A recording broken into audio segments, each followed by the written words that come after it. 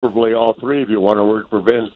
That's true. Ric Flair joins us here on the Shell Pennzoil Performance Line. His ESPN film 30 for 30 documentary, Nature Boy, premieres tomorrow night, November 7th, 10 p.m. Eastern on ESPN. So let me ask you this, Rick, because I remember great rivalries. And for me, it was when you fought, was it the Macho Man Randy Savage, and you had this thing like, hey, I had Elizabeth before he had Elizabeth. Yeah. And I love that.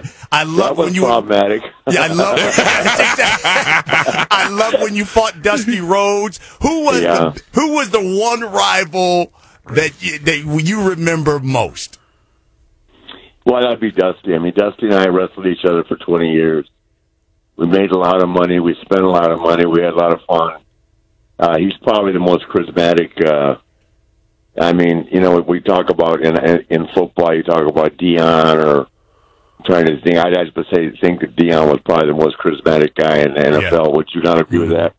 Yep, if I'm thinking back, when Dion was playing with Atlanta and all that, and he just cut a hell of a promo on Tony Romo. Did you see that? He sure did. Man, that was hilarious. That was hilarious. So. But that's him. I mean, it's being able to do something. I mean, he was a phenomenal player anyway, but he caught the people's imagination because he was so gifted. I mean, as a talker. So it's just, the business hasn't really changed. It was the same thing. Dusty was that charismatic. He was a big guy, but I wrestled him. Got probably 100-hour matches, so he was in shape, you know.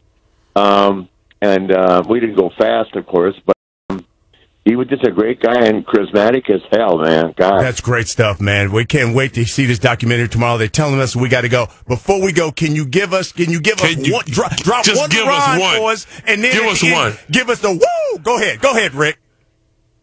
Yeah, in my estimation, Carson Wentz is still second to my man, Donovan McNabb, who is a limousine riding, jet flying, kiss stealing, wheeling dealing son of a gun, who he lives in Phoenix, means he's hanging out with Charles Barkley, and that ain't good.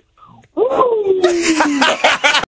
The Nature Boy, Ric Flair. Make sure you catch Love you, man. 30 for 30 documentary, Nature Boy, on ESPN tomorrow night. Bye, guys. Hey, Nature Boy, we appreciate it, my brother. Thank you so much, Rick. Thank you. God bless you guys. Bye. You too. Yes, sir. Straight ahead, your chance to call the quarterback. 1-888-SAY-ESPN, 888-729-3776. Should you bench Eli, suspend A.J. Green? Are the Eagles the best team in the NFL? Your questions and more. It's McNabb and Custer, ESPN Radio, ESPN app. Woo! Here's another Mike and Mike throwback.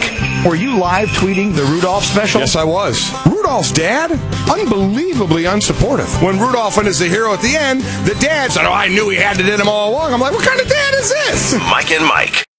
Auto parts from Champion aren't for everyone. They're for champions, like Formula Drift World Champion Chris Forsberg. Right, Chris? Actually, Champion parts are for everyone who appreciates quality batteries, wipers, lights, filters, and spark plugs. You mean every champion drift artist who defies gravity and laughs at the laws of thermodynamics? I mean everyone who appreciates quality parts, like my mom, Uncle Steve, Ray Ray. Okay, we get it. Champion batteries, wipers, lighting, filters, and spark plugs. Made for the champion in all of us. Available at Pep Boys or visit championautoparts.com. And now, a page from the diary of Flo. Dear Diary, I got the brush off again. I don't get it. Is there something wrong with the way I wave? Elbow, wrist, elbow, wrist. Why won't that little basset hound acknowledge me? I'm friendly. I give everyone peace of mind when I protect their homes through Progressive. He should be jumping for joy when I walk by. Save an average of 17% on car insurance when you bundle home and auto through Progressive. Maybe it's me. No, it's him. Progressive Casualty Insurance Company and Affiliates. Discounts not available in all states or situations. DirecTV has been rated #1 in customer satisfaction over cable for 17 years running. But some people still like cable, just like some people like being crushed by a massive linebacker. Thanks! Shanking the game-winning field goal. Yes, I missed! Finding hair in their nachos. Tastes better. And getting snapped with a wet towel in the locker room. Wow, fun! For everyone else, there's DirecTV. For #1 rated customer satisfaction over cable, switch to DirecTV. Call 1-800-DirecTV. As compared to other major subscription TV cable providers, claim based on 2001 to 2017 ACSI surveys of customers rating their own TV provider's performance. Do you need a car? Been shopping only to be turned down because of bad credit, low credit, no credit, bankruptcy, or divorce? Guess what? Today's your lucky day, because now you can buy a car, truck, or SUV, just about any vehicle. It's true. Bad credit doesn't matter. No credit doesn't matter. Bankruptcy or divorce, it just doesn't matter. As a matter of fact, your job is your ticket to your new vehicle. We're Auto Credit Express, and we've helped thousands of people just like you. Antonio H. told us, great company, got me connected, and the day I went in, I drove off in the car I wanted. 100% worth your time.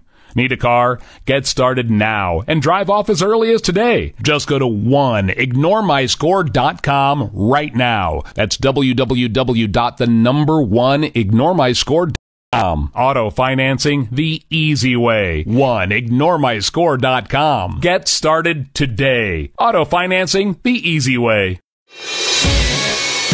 An ESPN Radio Mike and Mike Extra Point.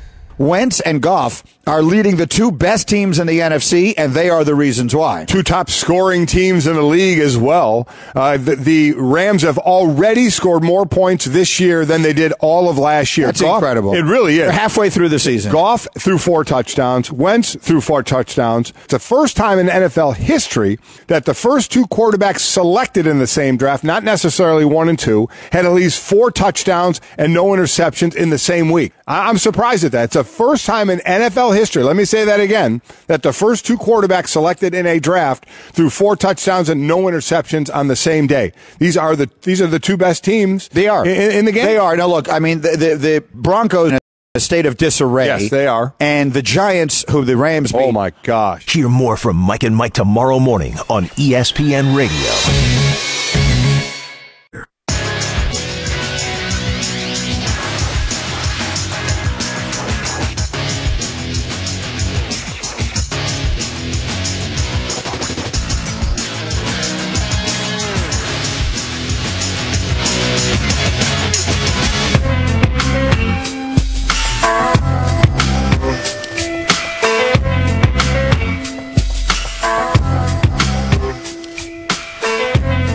McNabb and Custer, ESPN Radio, ESPN app, Sirius XM Channel 80. Donovan McNabb, Brian Custer. Hello, ladies. Yes. First things first, I'll pop up featuring all buddies. Playboy buddies, those wanted buddies. We wrap up the first hour. It's time for our segment, Call the Quarterback. You can call us, and he'll answer all your questions. 888-SAY-ESPN, 888-729-3776. Let's go out to Pennsylvania. Glenn, you're on with McNabb and Custer. Hey, how you guys doing? Great, man. All right, how you doing, Glenn? Good. I've been an Eagles fan, McNabb, since you were the quarterback. Wish you could still be in there. What do you think about the up-and-coming Eagles this year? I think they're the best team in football. Carson, yeah, I know. Take another deep breath with that, Custer. Glenn knows what's going on. I think the second best quarterback, I still say Tom Brady is still leading at this particular point for the MVP race, but behind him is Carson Wentz. The defense is playing well. Love what I'm seeing from Aguilar. Love what I'm seeing from Zach Ertz. Would like to see a little bit more from Alshon Jeffries. I know he had 2 touchdowns and everyone's riding that, but I need about 8-9 catches a game. Like to see a little bit more out of Torrey Smith. And then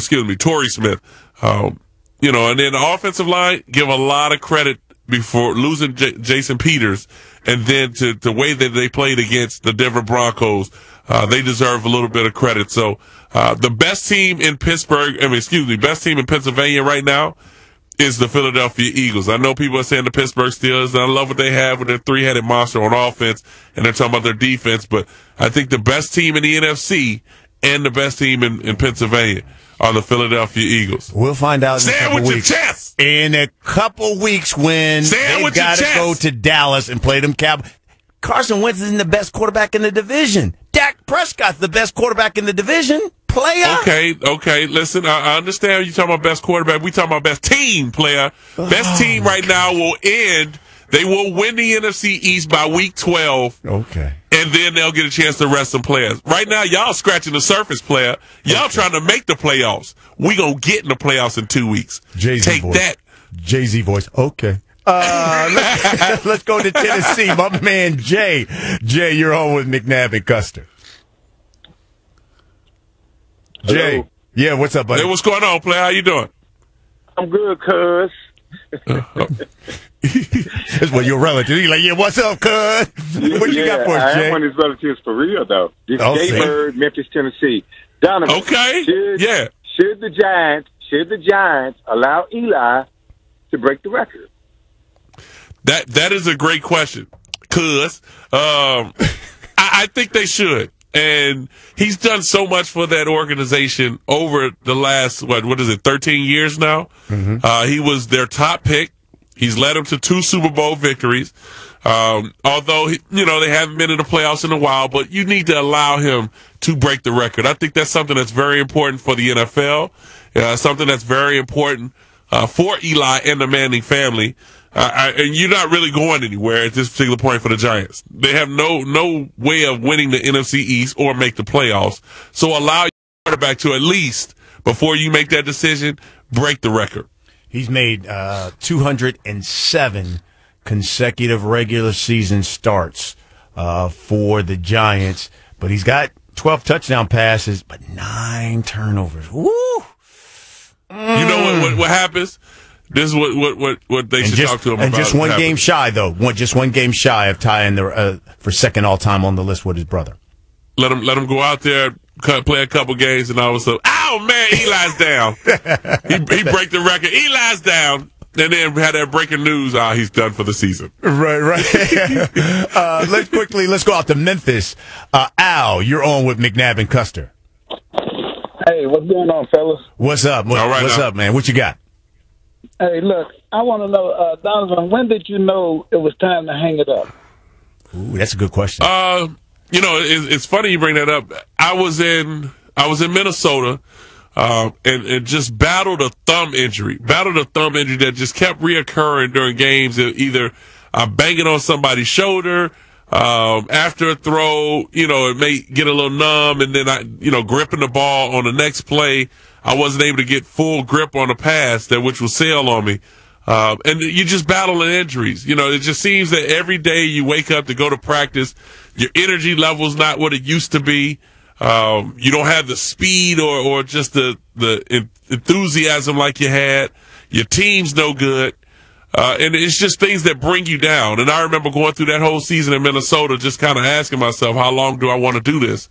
And I talked to a lot of guys who were there with me in Philadelphia that was in Minnesota. I just talked to them like, hey, you know what, man, I don't know how much longer I want to go. I mean, I want to go about another 2 years. And when you start putting numbers on how long you want to go, just like what Ben Roethlisberger went through early on in the season, that's when it's almost time to go. And after that Minnesota year, I trained in the beginning of the offseason, and I told myself, if I can get a call from a contributor, I'm going. If not, I'm done. Waited 2 weeks, and I was like, you know what? I'm done. Wow. And the family was just like, hey, it's up to you, or did they have a vote in it? No, my wife was like, the wife in that Any Given Sunday, she was like, you are an NFL quarterback. And she smacked me in the face and was like, get out there and go throw some touchdowns. No, I'm just kidding. I'm just kidding. I was just like, man, I had offers in TV on the table, so it was an easy transition for me. But I just felt like, man, I'm chasing something that's just not there. Yeah. So I'm done. All right, straight ahead, ESPN's Josina Anderson joins us next. McNabb and Custer, ESPN Radio, ESPN app. Jared was the one running the show today. The touchdown to Sammy Watkins was extremely encouraging. I think the number one thing you can judge at quarterback on is wins and losses. And right now we're 6-2, so I feel good. We have 8 ball games left. We got to keep fighting, learn a lot about people in times like this. It's Larry from Shelby, previously on the Paul Feinbaum Show. And there'll be plenty of next times with Andy Staples. I don't think you're ever truly safe at Auburn unless you are actually holding the national title trophy. Confetti is falling on your head. That is the one time you're safe. Gene Chizik just said you're not safe for long. The Paul Feinbaum Show. Weekdays at 3 Eastern on the ESPN app and on the SEC Network. Russillo! McShay with Will Kane. Okay, Bama, Ohio State, neutral site. Bama. Neutral site, Georgia, Clemson. Georgia. Notre Dame, Penn State. Notre Dame. Tough one, though. Penn State. Penn State. Wisconsin, Miami in Fort Lauderdale, and the kids have been there a long time. Long time? I didn't think they have sunburn. Ryan Russillo. Check him out weekdays at 1 Eastern on ESPN Radio and the ESPN app. Oye, amigo, it is the Dan Le Batard Show on ESPN Radio. Verlander. Bellissimo. Stugotz gave more credit to someone who did not correct. play. That is correct. Yeah. That is what Stugotz does. Verlander should get the win, not Morton. Complete game shutout.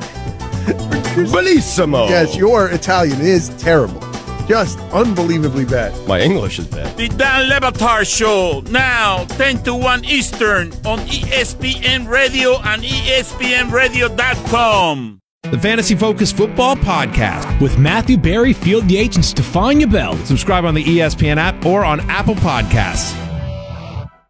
Go ahead and update the polls. Enough with the name changes, did he? Agree or disagree? Is the turnover chain the best thing in sport? Does Andy Reid's play sheet look like a Waffle House menu? The Dan Le Batard Show with the Stugotz on ESPN Radio and ESPNU. Mike and Mike. I tried to go trick-or-treating. My daughter. I said, Dylan, 4 o'clock trade deadline, 4:01. We're out the door. We're going to be ringing doorbells. We need a lot of candy. And I'm about to leave, and all of a sudden I get a call that the A.J. McCarron Browns trade was almost near, and I'm on the phone. I'm taking her trick-or-treating. This went on for about 2 hours. So the Cleveland Browns marred my Halloween trick-or-treat experience with my daughter. I'm still angry to this day. Mike and Mike on ESPN Radio and ESPN2. So in a year that many have blasted the SEC, saying it's down, it's not what it used to be, look what happened with the first college football playoff poll. Alabama, Georgia. Georgia 1, Bama 2, and some other SEC schools mentioned fairly prominently. But does it really change the narrative? Does it really change the image that this league is down? Listen, I cover the league day in, day out. It is down. After the first 4 or 5, it's pretty mediocre. That's why so many coaches are on the hot seat. One's already been fired, many more to come. But it is also interesting that what you do in the playoff can mask your problems. And I think with the Alabama and Georgia possibility of both getting in, it will overshadow the fact that the SEC is no longer the best conference in college football. It will quiet it for a while. It won't end the debate forever. But for now, all that matters is what's going on at the top. And at the top, the SEC looks very, very good. I love sports. I just wish they could be with me always. They say you don't choose the app chooses you. It is everything I could ever want in a sports companion. It can the games and shows that I love, and it's there whenever I need it. I never thought I could find an app that loves sports as much as I do. Until now. Download the ESPN app to stream ESPN Radio and all the ESPN networks now. ESPN Radio Sports Center.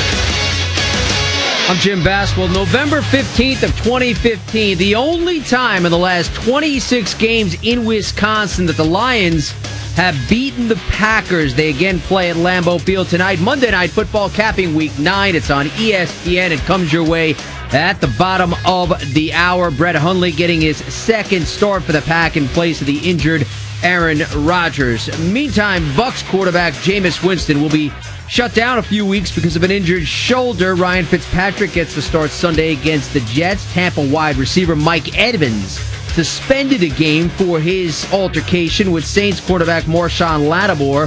An incident Sunday which was initiated by Winston. Receiver A.J. Green faces a fine but no suspension for his on-field fight with Jaguars quarterback Jalen Ramsey, while Texans coach Bill O'Brien says he and GM Rick Smith have discussed signing Colin Kaepernick in wake of last week's season-ending injury to Deshaun Watson. It's an interesting question. I would tell you that I like the guys that we have, and we're going to continue to coach them and try to do a better job of coaching them. Federal Appeals Court has set Thursday as a hearing for attorneys for Cowboys running back Zeke Elliott to seek a longer-lasting injunction to stop the 6-game suspension over domestic violence allegations. NBA, the Celtics in search of their 9th straight win, trailing at Atlanta opening quarter 19-18. And from the NHL, Kazim Kadri has a pair of goals as the Leafs lead the Golden Knights 3-1. They start the second period. Aaron Judge set the world on fire in his rookie season. What was it like as he led the Yankees back into the playoffs? We'll ask him when he joins Mike Tuesday morning at 9:20 Eastern on ESPN Radio and ESPN2.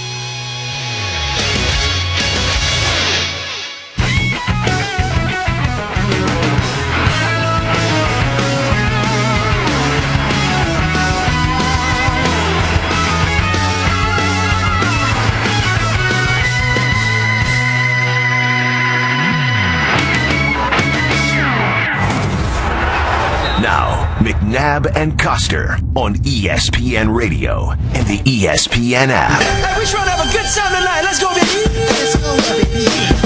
It's my birthday. No, it's not. But I still look good, though. I bet you want an autograph. McNabb, Custer, ESPN Radio, ESPN app, Sirius XM, Channel 80. Brian Custer, Donovan McNabb, hour 2 of the program, and what an hour it has been. The Nature Boy, Ric Flair joined us in the first hour. ESPN Radio is presented by Progressive Insurance. It's time once again to go to that Shell Pennzoil Performance Line, and joining us now is the one and only ESPN's own Josina Anderson. She's your queen to be. Oh my gosh. Y'all hitting them A notes real high today. Oh my goodness. Y'all putting extra brown sugar on it. We were going to sing it.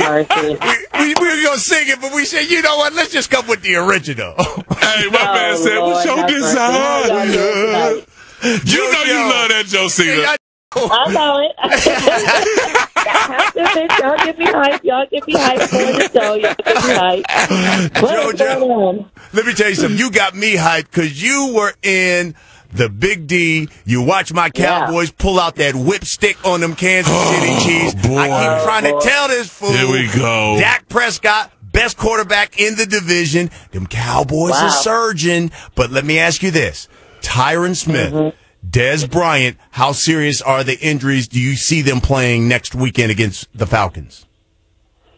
Well, I can tell you a little bit more about Dez since I talked, directly to him, and I was in the media scrum when he spoke. He was laughing and joking right after the game, greeting Dak Prescott right at the locker room when the media was down in the tunnel.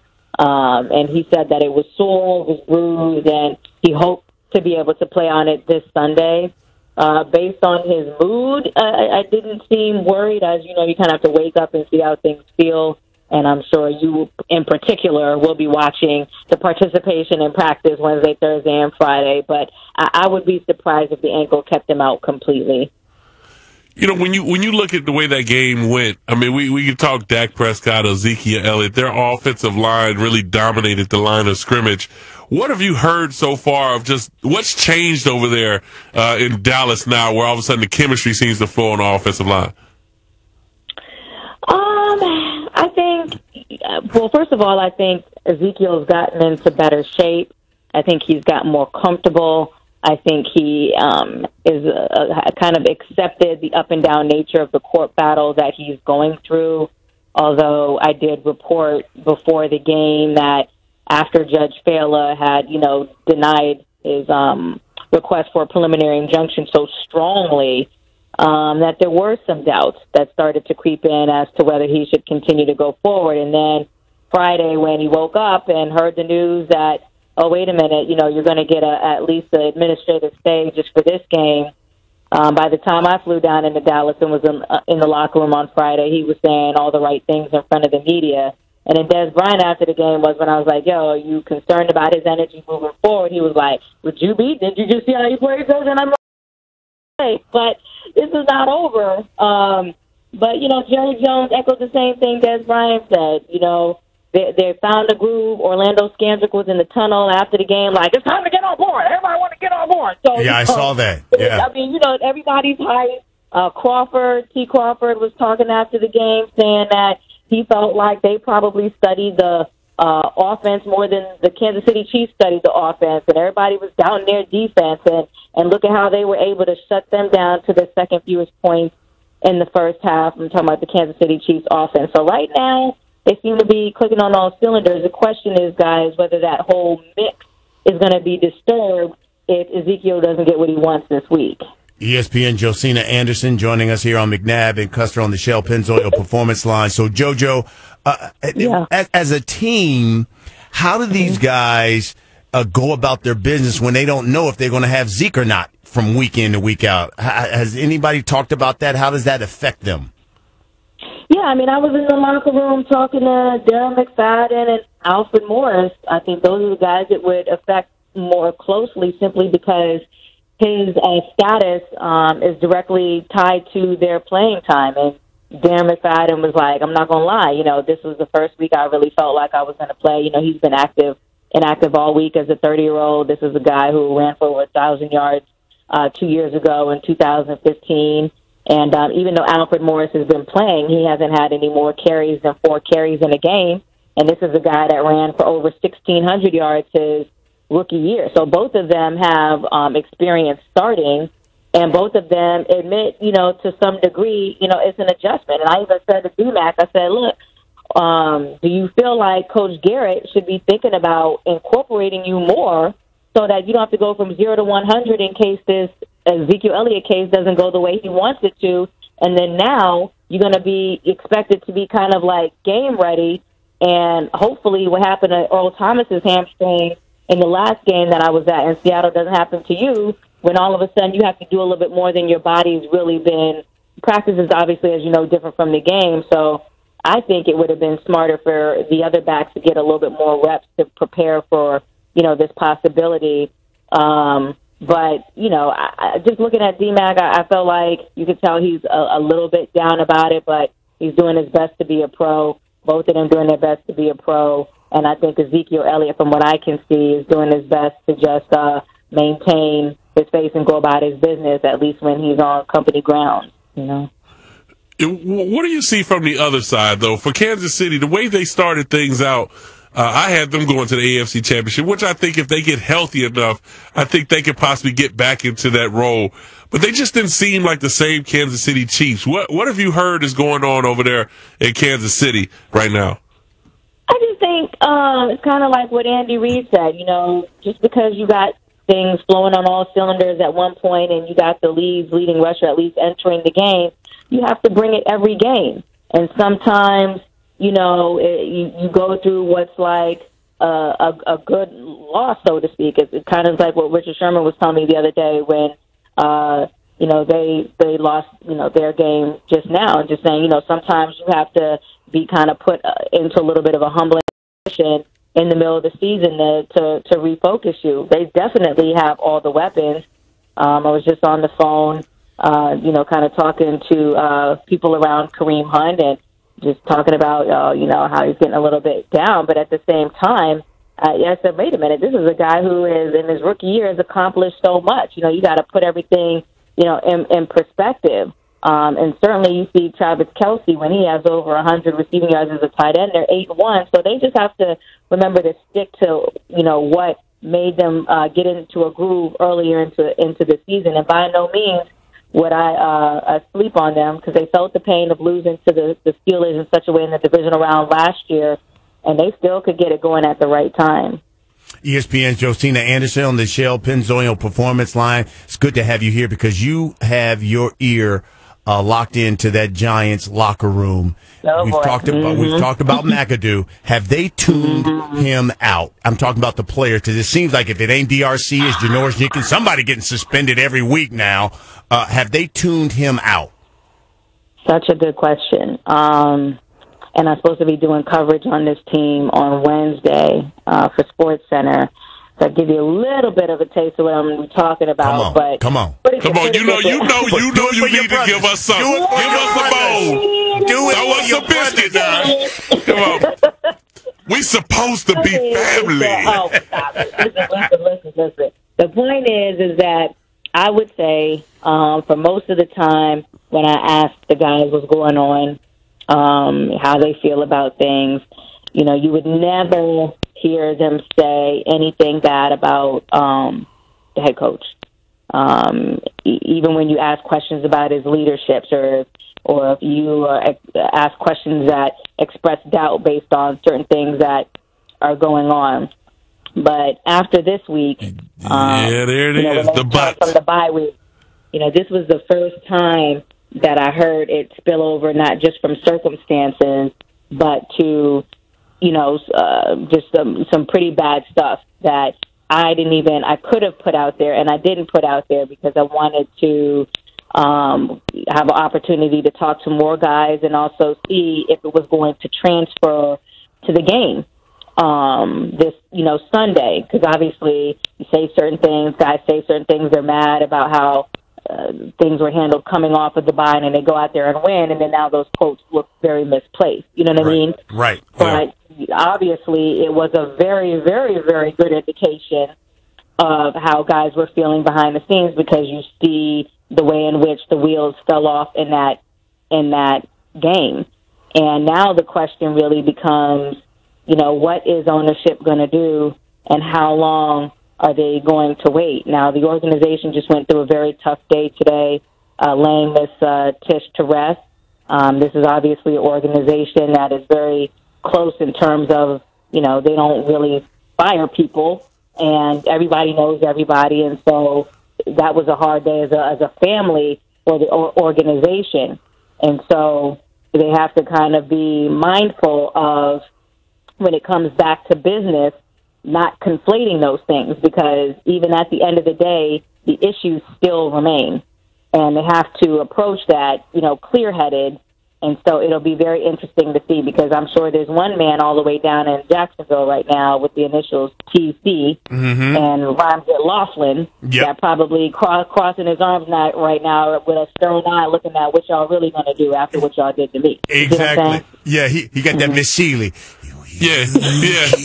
With them fingers pointing out there. With them fingers pointing. Yeah. Got that Miss Sheely at it, looking at him like, you keep doing me wrong. Look, I got a question for you guys. I got a non-sports question for you guys. Come on. I have to ask you, when you're sitting on a plane, okay, and you're sitting in a chair, have you ever experienced it where the person behind you has to get up and has to put their whole arm over your headrest in order to stand up and wake you up out of your sleep? What do you think about it? Is that am I the only one that does a pet? No, that bothers me. But that means he's really big. Yes. And he needs some help to get up.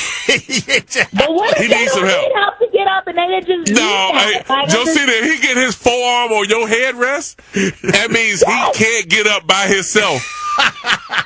That bothers me. It bothers me, but he needs a little assistance. I don't understand. Yeah, no. I'm sorry. He's the guy that raises his hand for the extra seatbelt. Hey, listen, he's the one that asked for the extra seatbelt. He's that guy that asked for the extra seatbelt. That's what it boils down to. It's not always that. It's not always that. I just think there's certain people that just are accustomed to using the whole entire seat in front of them in order to sit, regardless of whether they are slim or not. Well, wait a minute, Josina. Wait a minute. ESPN ain't flying you first class? I'm not answering none of those questions on the air. I need to talk to you. That should not be happening in first class. You have, I think that happens at anywhere on the plane. But, just put it that way.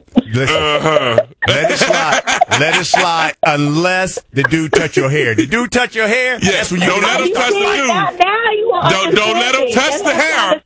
That's all when you fight. The forehead and the hair? Yeah. He didn't touch the forehead. It's over. We about to brawl like AJ Green. Exactly. And Jalen Ramsey. That's ESPN's Josina Anderson. JoJo, we appreciate it, girl. We talk about everything. Joe. We talk about y'all. Y'all take it easy. Okay, talk to you next Monday. She was brought to you by Pennzoil Synthetics, taking synthetic motor oil to a whole new level. Make the switch to Pennzoil Synthetics today. All right, straight ahead. Tony Romo made some jokes about prime-time Deion Sanders and his tackling, and Prime don't play. He clapped back. You'll hear his reaction next. McNabb and Custer, ESPN Radio, ESPN app. This is what I look for when we're talking about elite quarterback. He seems like he cares the most, and that's what you see with Carson Wentz. Feels good. Obviously, you feel like we have some momentum, and we're going to enjoy this. We're going to relax and kind of get away, and then come back ready to go. Hi, it's Jamie, Progressive's #1, #2 employee. Leave a message at the... Hey, Jamie, it's me, Jamie.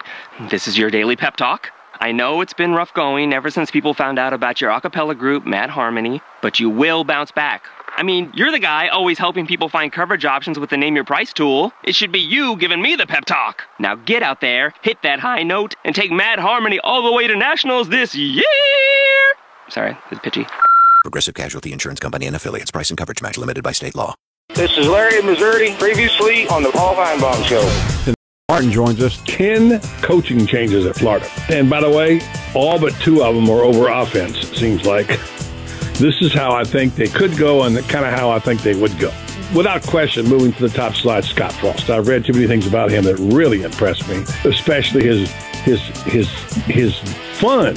If you notice, Scott Strickland emphasized the word fun in the press conference. This guy knows how to have fun with his players. They'll like him, respect him. Plus, he's got a remarkable resume of people he's played for. Check this out. How's his name? Bill Walsh, Tom Osborne, Bill Parcells, Mike Tomlin, and John Gruden. And by the way, one of the guys who's highest on him is Tony Dungy. I'd say it's a pretty good resume and a pretty good list of references right there. The Paul Feinbaum Show, weekdays at 3 Eastern on the ESPN app and on the SEC network. Say hello to a kitchen clean that zings. Penallen Max Aroma's Lemon Multi-Purpose Cleaner leaves a long-lasting lemony scent for a stunning kitchen clean that makes you want to sing. Clean bright with Penallen. The Ryan Russillo Show. Say the Pats found a way to make this whole cap thing work out with Brady and Garoppolo under contract. Don't you still want to play? Isn't that the whole point of being a pro athlete? Like, you're going to wait around 6 years. But you want to play in a good situation. But say it's 2 more. That means Garoppolo doesn't play for 6 when he's going to get paid the same amount, if not even more, to go somewhere else and actually play the game that you got drafted into. The Ryan Russillo Show. Weekdays at 1 Eastern on ESPN Radio and on the ESPN app. See, very intrigued by the Dan Le Batard Show on ESPN Radio. Were the Roaring 20s filled with more buttons on the suits than Stephen A. Smith? That's how you proved you were roaring. More buttons, more affluence. Is that right? Yeah. Accoutrements. Buttons on the vest, buttons on the jacket. Showing people I got buttons on buttons. The Dan Le Batard Show, now 10 to 1 Eastern on ESPN Radio and ESPNradio.com. Mike and Mike. Tomorrow morning at 6 Eastern on ESPN Radio and ESPN2. Reaper, you're not allowed to talk! The Dan Le Batard Show with the Stugats. Halloween! Kids in costumes going door to door collecting candy. Anybody can spend $200 by a professionally made get-up and strut around showing up everybody else. Those are the rich kids who get a sweaty palm full of loose candy corn from me. I'm Greg Cody. Yeah, that's how it was back in my day. Catch more of the Dan Le Batard Show with the Stugats on ESPN Radio and ESPNU. Mike and Mike. Why did the Patriots trade Jimmy Garoppolo to the 49ers yesterday? Going back to the spring, the Patriots made attempts to re-sign Jimmy Garoppolo to keep him in New England, and they were unable to do so. And they continued to try, and they continued not to be able to get something done. It became apparent after a certain amount of time that they were not going to be able to re-sign him, that obviously the opportunities and money were going to be too great on the market. Mike and Mike on ESPN Radio and ESPN2.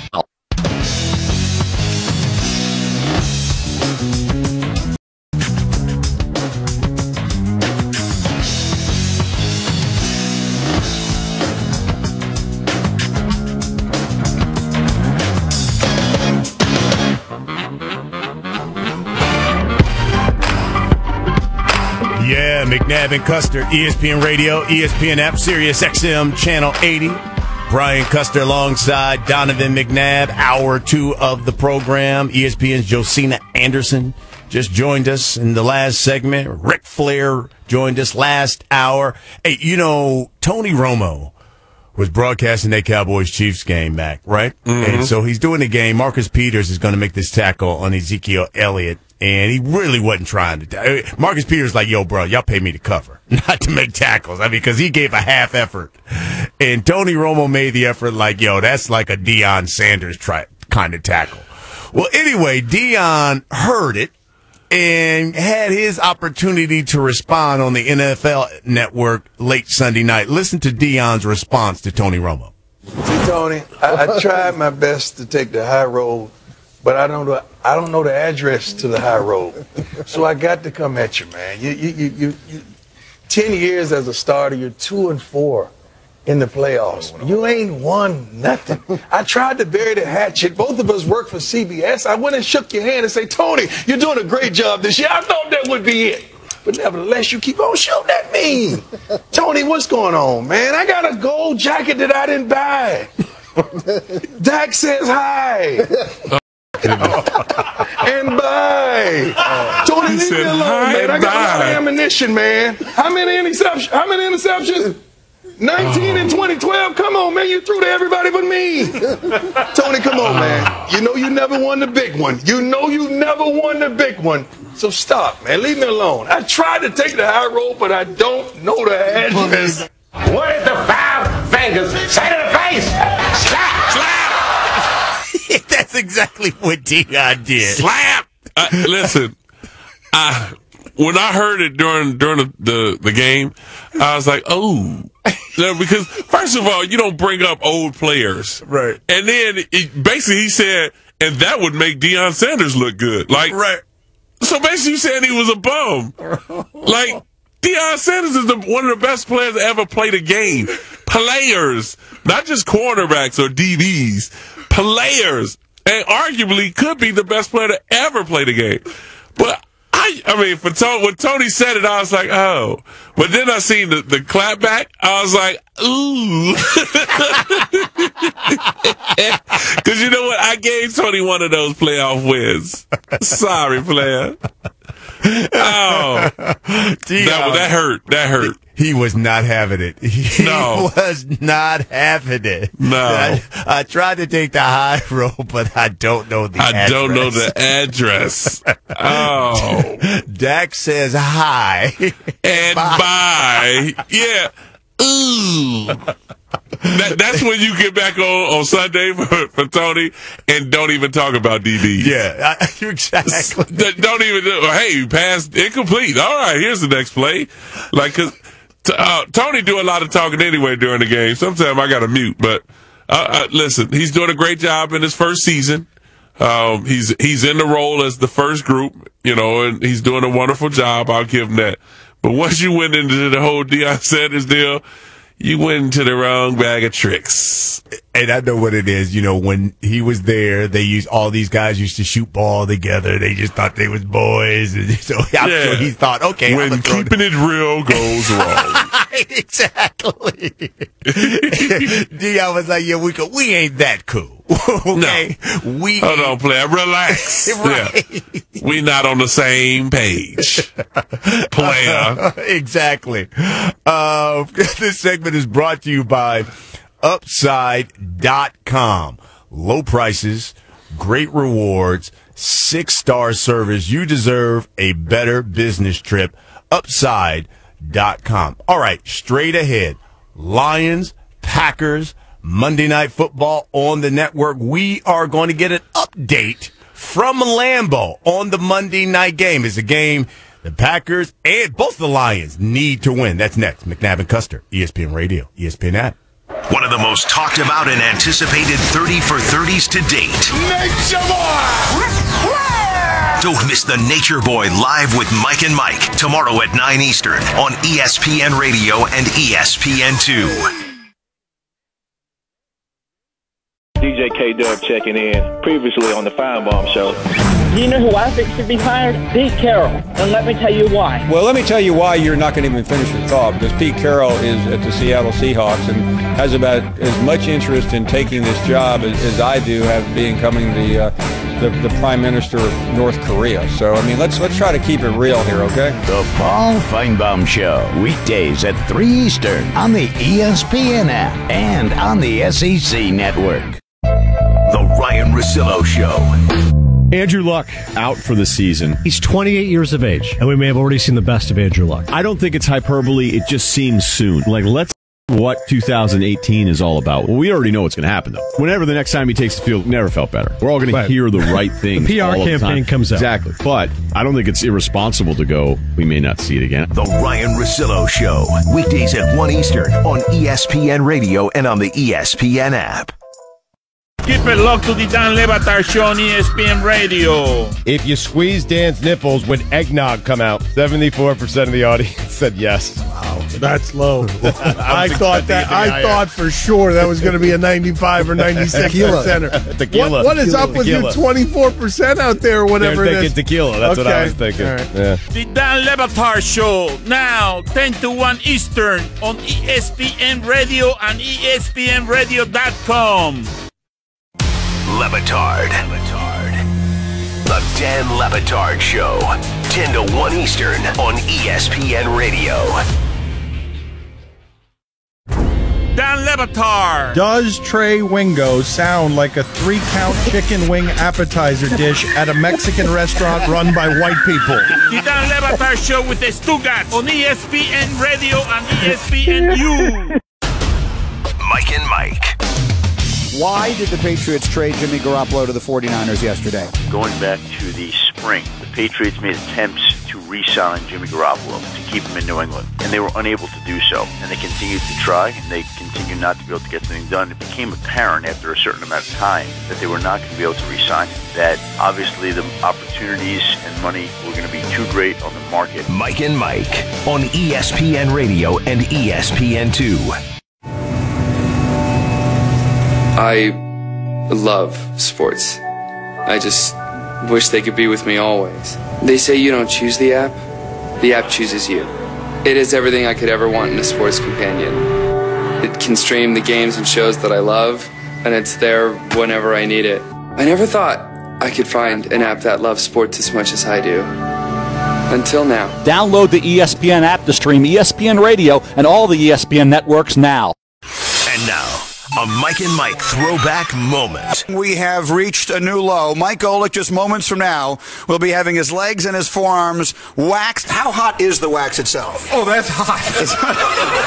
Okay, we're going to wax the leg. 3, 2, 1. Wow!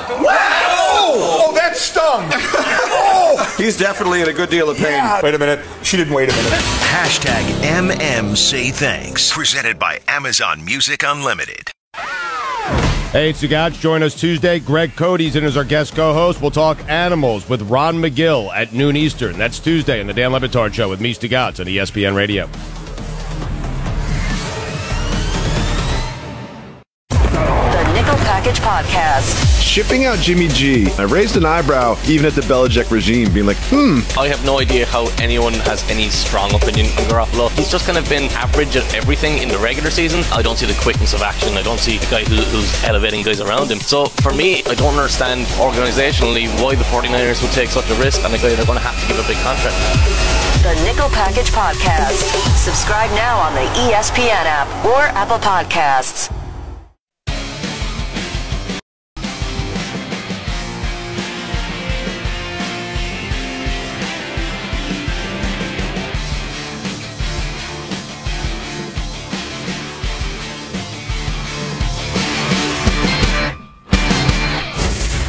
ESPN Radio Sports Center.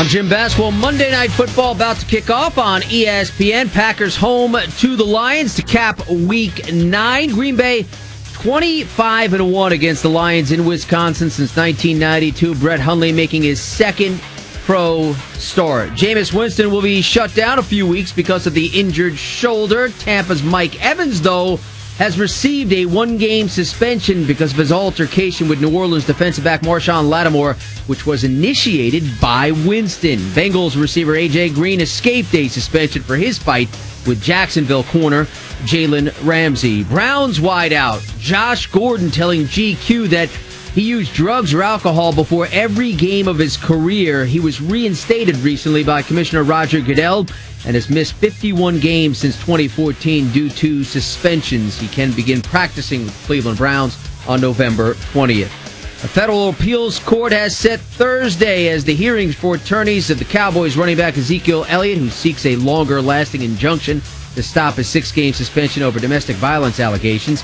Meantime, Texans coach Bill O'Brien saying he and GM Rick Smith have discussed signing Colin Kaepernick in wake of the season-ending injury to Deshaun Watson. ESPN NFL insider Adam Schefter on how long Winston could be sidelined. If all of a sudden they're 2-8, they're 3-9, why are you even bringing him back at that point in time? There's no reason. He's still your franchise. Your franchise needs to get healthy. So for now, he's out a few weeks. But let's see how that recovery process goes. Baseball, the Giants picking up the $12 million 2018 option on pitcher Madison Bumgarner. 9 players given qualifying offers, including 3 Kansas City Royals, Lorenzo Cain, Eric Hosmer, and Mike Moustakas. And meantime, NBA, the Celtics in search of their 9th straight win, playing in Atlanta with about 3 minutes to go in the opening half. Hawks lead at 48-44. NHL, Maple Leafs up on the Golden Knights 3-1. Bruins lead the Wild 3-1. Both those games in the second, while the Blue Jackets have a 2-0 lead at Madison Square Garden. Finally, there's a better way to buy travel. It's Upside.com. Now you can save a ton of money and get an Amazon gift card worth hundreds of dollars. Free. Save big on travel and get a big gift card every trip. Upside.com.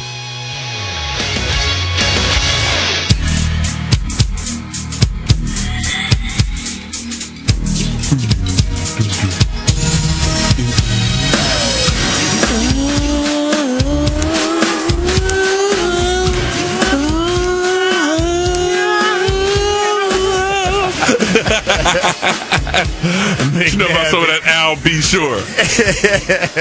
McNabb and Custer. ESPN Radio, ESPN app, of course, ESPN Radio. Here on Sirius XM Channel 80. Brian Custer alongside Donovan McNabb. And listen, we got Monday Night Football on the network. Crucial game for Green Bay, crucial game for the Detroit Lions. We're going to get an update on that. We're also going to be taking your calls. You can call us 888-SAY-ESPN, 888-729-3776. Let's go out now to Lambeau. TJ Hogan joins us now. TJ, an update. Yeah, guys, good to be here. The Packers-Lions just underway. Packers are driving right now. I think a lot of folks wanted to see what Brett Hundley was going to be able to offer this week so far. On this first drive, a couple of scrambles, a couple of completions, and he's doing pretty well. But all eyes on Brett Hundley here and the Packers defense as they look to win this crucial division matchup against the Lions. Thank you, TJ. TJ will be joining us throughout the program, giving us updates there. So that one just kicking off in the first quarter. Green Bay with the ball first, and as he said, they are driving. And this is a crucial game for both of these squads. But I would think, though, Mac, if you're the Detroit Lions and you are a team that are trying to make the postseason this year, this is a game you got to win. You got to go into Lambeau and win this game. Lions have lost like 3 straight now. Pack have lost 2 straight, so they both need to win. But this is the game. If you're trying to get to 500, you got to win this game. Am I right? Oh, you're absolutely right. It's a must-win for both teams. But when you look at just the situations that the Detroit Lions have been in, they should have won that Atlanta game. They actually felt like they should have won the Carolina game. And then they go down to New Orleans, kind of lay an egg, but still was able to kind of bounce back toward the end in the fourth quarter, but just not enough. They should be sitting probably at 6-2. Somewhere in there, 6-2, maybe 5-3. But for Detroit, they're kind of, and I've always kind of mentioned Matthew Stafford and Tony Romo, since we had talked to Tony Romo in the last segment, in the same breath. He always seems to find ways during the course of 3 quarters to give the game to you. Now in the fourth quarter, he'll come back and he'll have miraculous plays to lead him to victory, maybe, or whatever it may be. But for Matthew Stafford, he's got to play better in the first 3 quarters. And if you play better in the first 3 quarters, then you don't have to always wheel him back in the fourth and then make the game closer than what it really is. So playing against this Green Bay team where their secondary is not as good as they used to be, they're not getting the pass rush like they used to. This is when they need to take advantage with Abdullah and Riddick. And Ebron's got to step up. Now, he was on the trading block at the deadline. he's got to step up, or this may be his last year with the Detroit Lions. They were booing him in their last home game. Every time, even when the ball went his way, they were booing Ebron. So yeah. You're really right about that. And then for the Packers, look, obviously Huntley's the rookie and first time playing out. So with Aaron Rodgers out for the rest of the season, here's the interesting thing to me is that this is where you see the greatness of Aaron Rodgers because, you know, Huntley didn't look comfortable, things of that nature. But even before this all happened, that's why I say it wasn't Mike McCarthy's supposed to be this offensive genius, great offensive schemes, things of that nature. Look.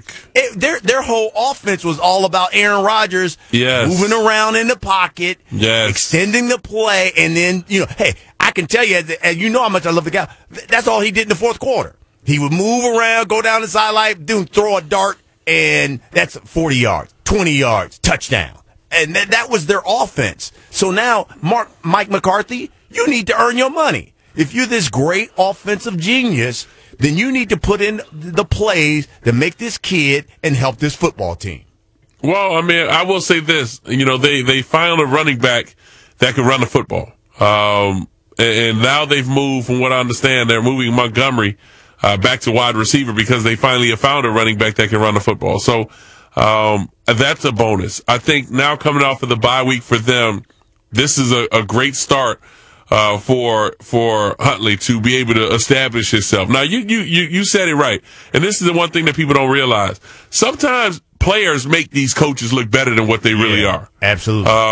And Aaron Rodgers is phenomenal. Back shoulder throws, the way he fits the ball in different tight windows, the checks that he makes at the line of scrimmage. Yeah, and all of a sudden people look like geniuses. I mean, the list goes on of how many Hall of Fame quarterbacks have played in the system, then when they have left that system or retired or been traded, how many quarterbacks have played after them and not been successful? That's when you really have to look at it and say, you know what? Maybe that coach ain't as good as we thought he was, or that player really stinks. So I just think for Brett Huntley, when I've talked to Brett, and I basically told him, I said, look, man, just do you. Don't try to be Aaron. Don't try to be anybody else. If you see him, throw it. If you don't, run. That's when you get into a little rhythm, and then now all of a sudden people play around you. They play better around you because they know they need to create some type of separation. Because if you look at it, do they really have a guy that can create that much separation? No. Jordy Nelson, after his injury, is not the same. Right. Adams is not a downfield really threat. He'll catch it and create some big yards, but that's about it. And then you got the guy in the middle, and Randall Cobb, to be able to work that interior part. So, and also Martellus Bennett, come on, brother, catch the ball, man. Yeah. Like, you're dropping too many passes right now. So step up for this young man and make plays for him. That's what I can say to their offense. 888-729-3776. 888-SAY-ESPN is the phone number. The Vikings leading the division at 6-2. Vikings have won 4 straight. Do you see these guys even coming close to the Vikings?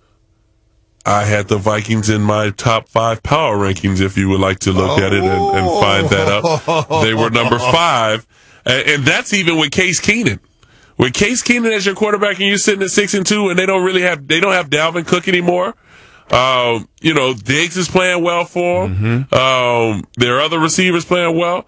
Kyle Rudolph is making plays for him. But the thing that really sticks out in my mind is defensively, they are strong. Xavier Rose is one of the best corners in the game. And they're getting pressure from Barr. They're getting pressure from that interior part of that D-line.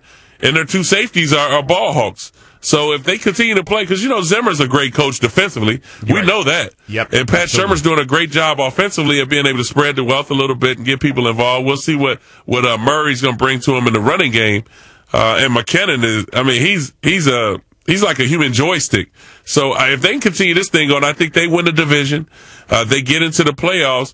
And then if you look at my power rankings, once you kind of find out on our show, I mean, we have 3 NFC teams in the Rams, the Eagles, and also with the Minnesota Vikings that are representing in the Power 5. Well, you know, the interesting thing is that, you know, these were the same Vikings who started off fast last season, I think, went 5-0 or what have you. With Sam Bradford. They had a tremendous amount of injuries that killed them. And I know we had Ben Lieber on the show last week, and he said that. He says he thinks this season it will be different, that they will be able to hold up in the second half of the season.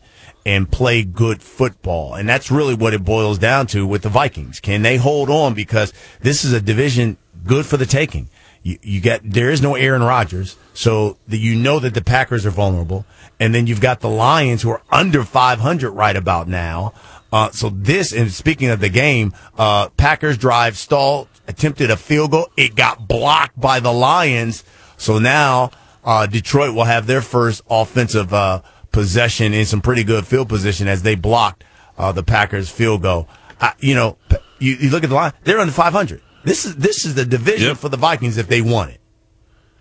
Well, I think the Vikings are going to win it, and I say that, and also you have to take into account there's no pressure on the Vikings because no one expected them to even be in this position in the first place, even with Sam Bradford as their starting quarterback. So for the Minnesota Vikings, just play your game. That's all you have to do. Methodically, offensively, just move the ball downfield.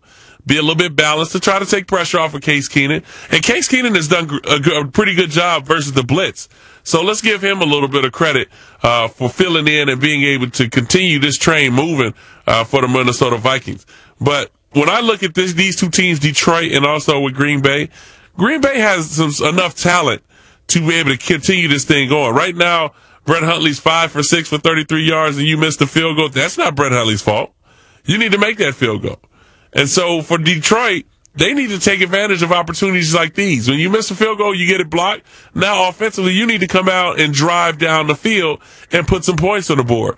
But if they seem to have stalled and they find themselves in a tough position, that's when you start to look at these Detroit Lions being those same old Detroit Lions. Mm-hmm. 1-888-SAY-ESPN, 888-729-3776. We're going to take some of your calls straight ahead. Also, what he said and what he really meant to say. We're going to do that. Ben McAdoo, is he going to bench Eli Manning? Does Cam Newton have the movie The Titanic? Does he have it all wrong when he tried to address the media after the game yesterday? We'll talk about that.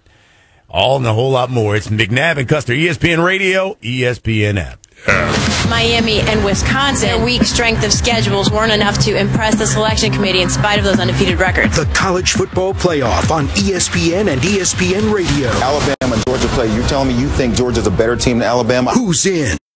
Auto parts from Champion aren't for everyone. They're for champions, like Formula Drift World Champion Chris Forsberg. Right, Chris? Actually, Champion parts are for everyone who appreciates quality batteries, wipers, lights, filters, and spark plugs. You mean every champion drift artist who defies gravity and laughs at the laws of thermodynamics? I mean everyone who appreciates quality parts, like my mom, Uncle Steve, Ray Ray. Okay, we get it. Champion batteries, wipers, lighting, filters, and spark plugs. Made for the champion in all of us. Available at Pep Boys or visit championautoparts.com.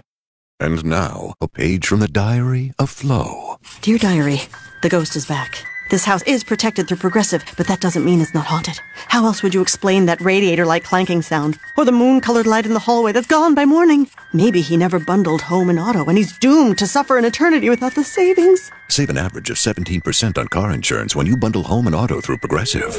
What was that wind-like sound? Oh, right, the wind. Progressive Casualty Insurance Company and Affiliates. Discounts not available in all states or situations. The Right Time with Bomani Jones. Carlos Correa, after they won the World Series, decided to go ahead to propose to his lady. His lady was Miss Texas, and he proposed to her. She said yes. Kind of like what your boy's name was for Boise State when they won that weirdo game, and then he went over there and he handed her the ring. My buddy Tony Reale raises a great question. If your plan is to propose after a baseball game, where'd you keep the ring? Like, not even joking. Like, where exactly was it that you had the ring? You keep it like in the cubby hole, in the dugout? And so when everybody's out there celebrating, you're like, yo, I'll be right there in a second. And then you go get the ring. I'll be right back. So he went and got the ring, and he went and proposed to her. And all I have to say about that is, my brother, I hope it works out. I really, really, really, really, really, really, really hope it works out. Because otherwise, you will forever associate your greatest professional height with them checks you be cutting every month. Can't hear all 3 hours of The Right Time? Check them out anytime, on demand, on the ESPN app. Mike and Mike. Good morning. We are back in better than ever. Tomorrow morning at 6 Eastern on ESPN Radio and ESPN2.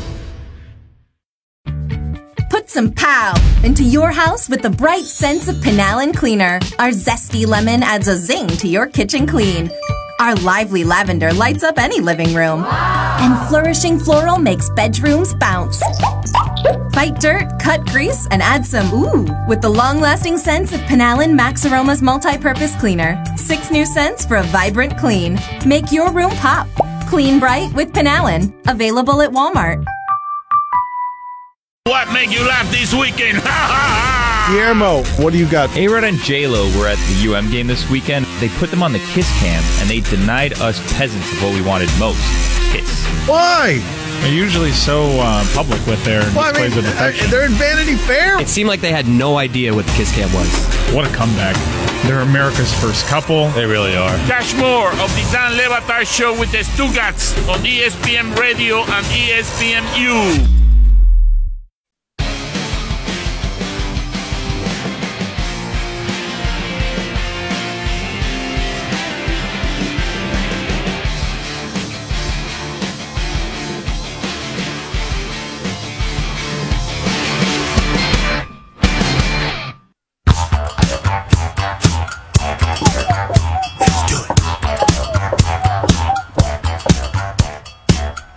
McNabb and Custer, ESPN Radio, ESPN app, Sirius XM Channel 80.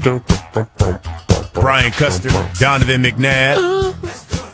You can always hit us on that 1-800-Flowers.com Twitter feed. Tweet the show at McNabb Custer. Let us know how we're doing. You can tweet us directly at Donovan J. McNabb or at B Custer TV. Time for a segment we call What They Said and What They Really Meant to Say. So we'll start in Houston because Bill O'Brien is looking for a quarterback now that Deshaun Watson is out. Didn't go so well this past Sunday. They took that L.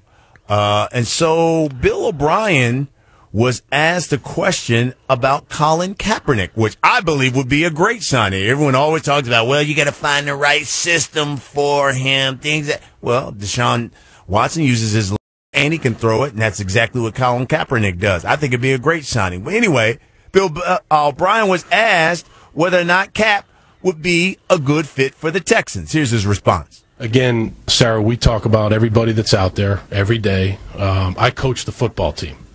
What you saw yesterday, that's what I'm in charge of. So I just give my input, and then I coach the football team.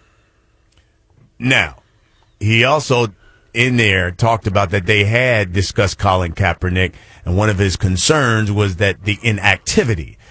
So that's what he said. What did he really mean to say? Man, did you just not see my team almost walk out on me last week for what Bob McNair talked about? And you think we're going to bring Colin Kaepernick in here?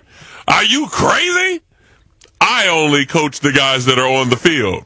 If we need people to come in here, that's on them. But at this particular point, you think Bob McNair going to bring Colin Kaepernick in here? What if he kneels? What if he stands? What if he turns his back? That's not something that I'll be worried about. So at this point, we're just going to go with the savage. Well, let's go to New York then because, Ben McAdoo, it is hot on. He got them gasoline draws on. Man, he's smoking a cigarette, boy. That's how hot it is in New York. And boy, he was asked the question about whether or not to bench Eli Manning. Here it is. Yeah, you really can't look from my chair too far ahead, but you also have to look at getting some players some reps in the game. So we'll take a look and see if there's any players that we can give reps to that have a chance to be a part of our future. Does that include the quarterback? That includes everybody. So that's what he said in response. What did he really mean to say? You know what? Sometimes I just wish I'm at home on a Wednesday, Thursday, maybe even Friday. The way we plan, I'd love to be home on Sunday. So the way for I be able to get home quicker is by saying, I'm going to bench Eli. So how about this? I'm going to put the guys in there who are going to be here for our future. And then he probably looked at the report, he said, well, what about your quarterback? And he was like, in his mind, he's thinking, my point exactly. But I'm going to tell everybody this. Everyone is getting evaluated. But really, I'm saying to myself, yes, Eli will be benched.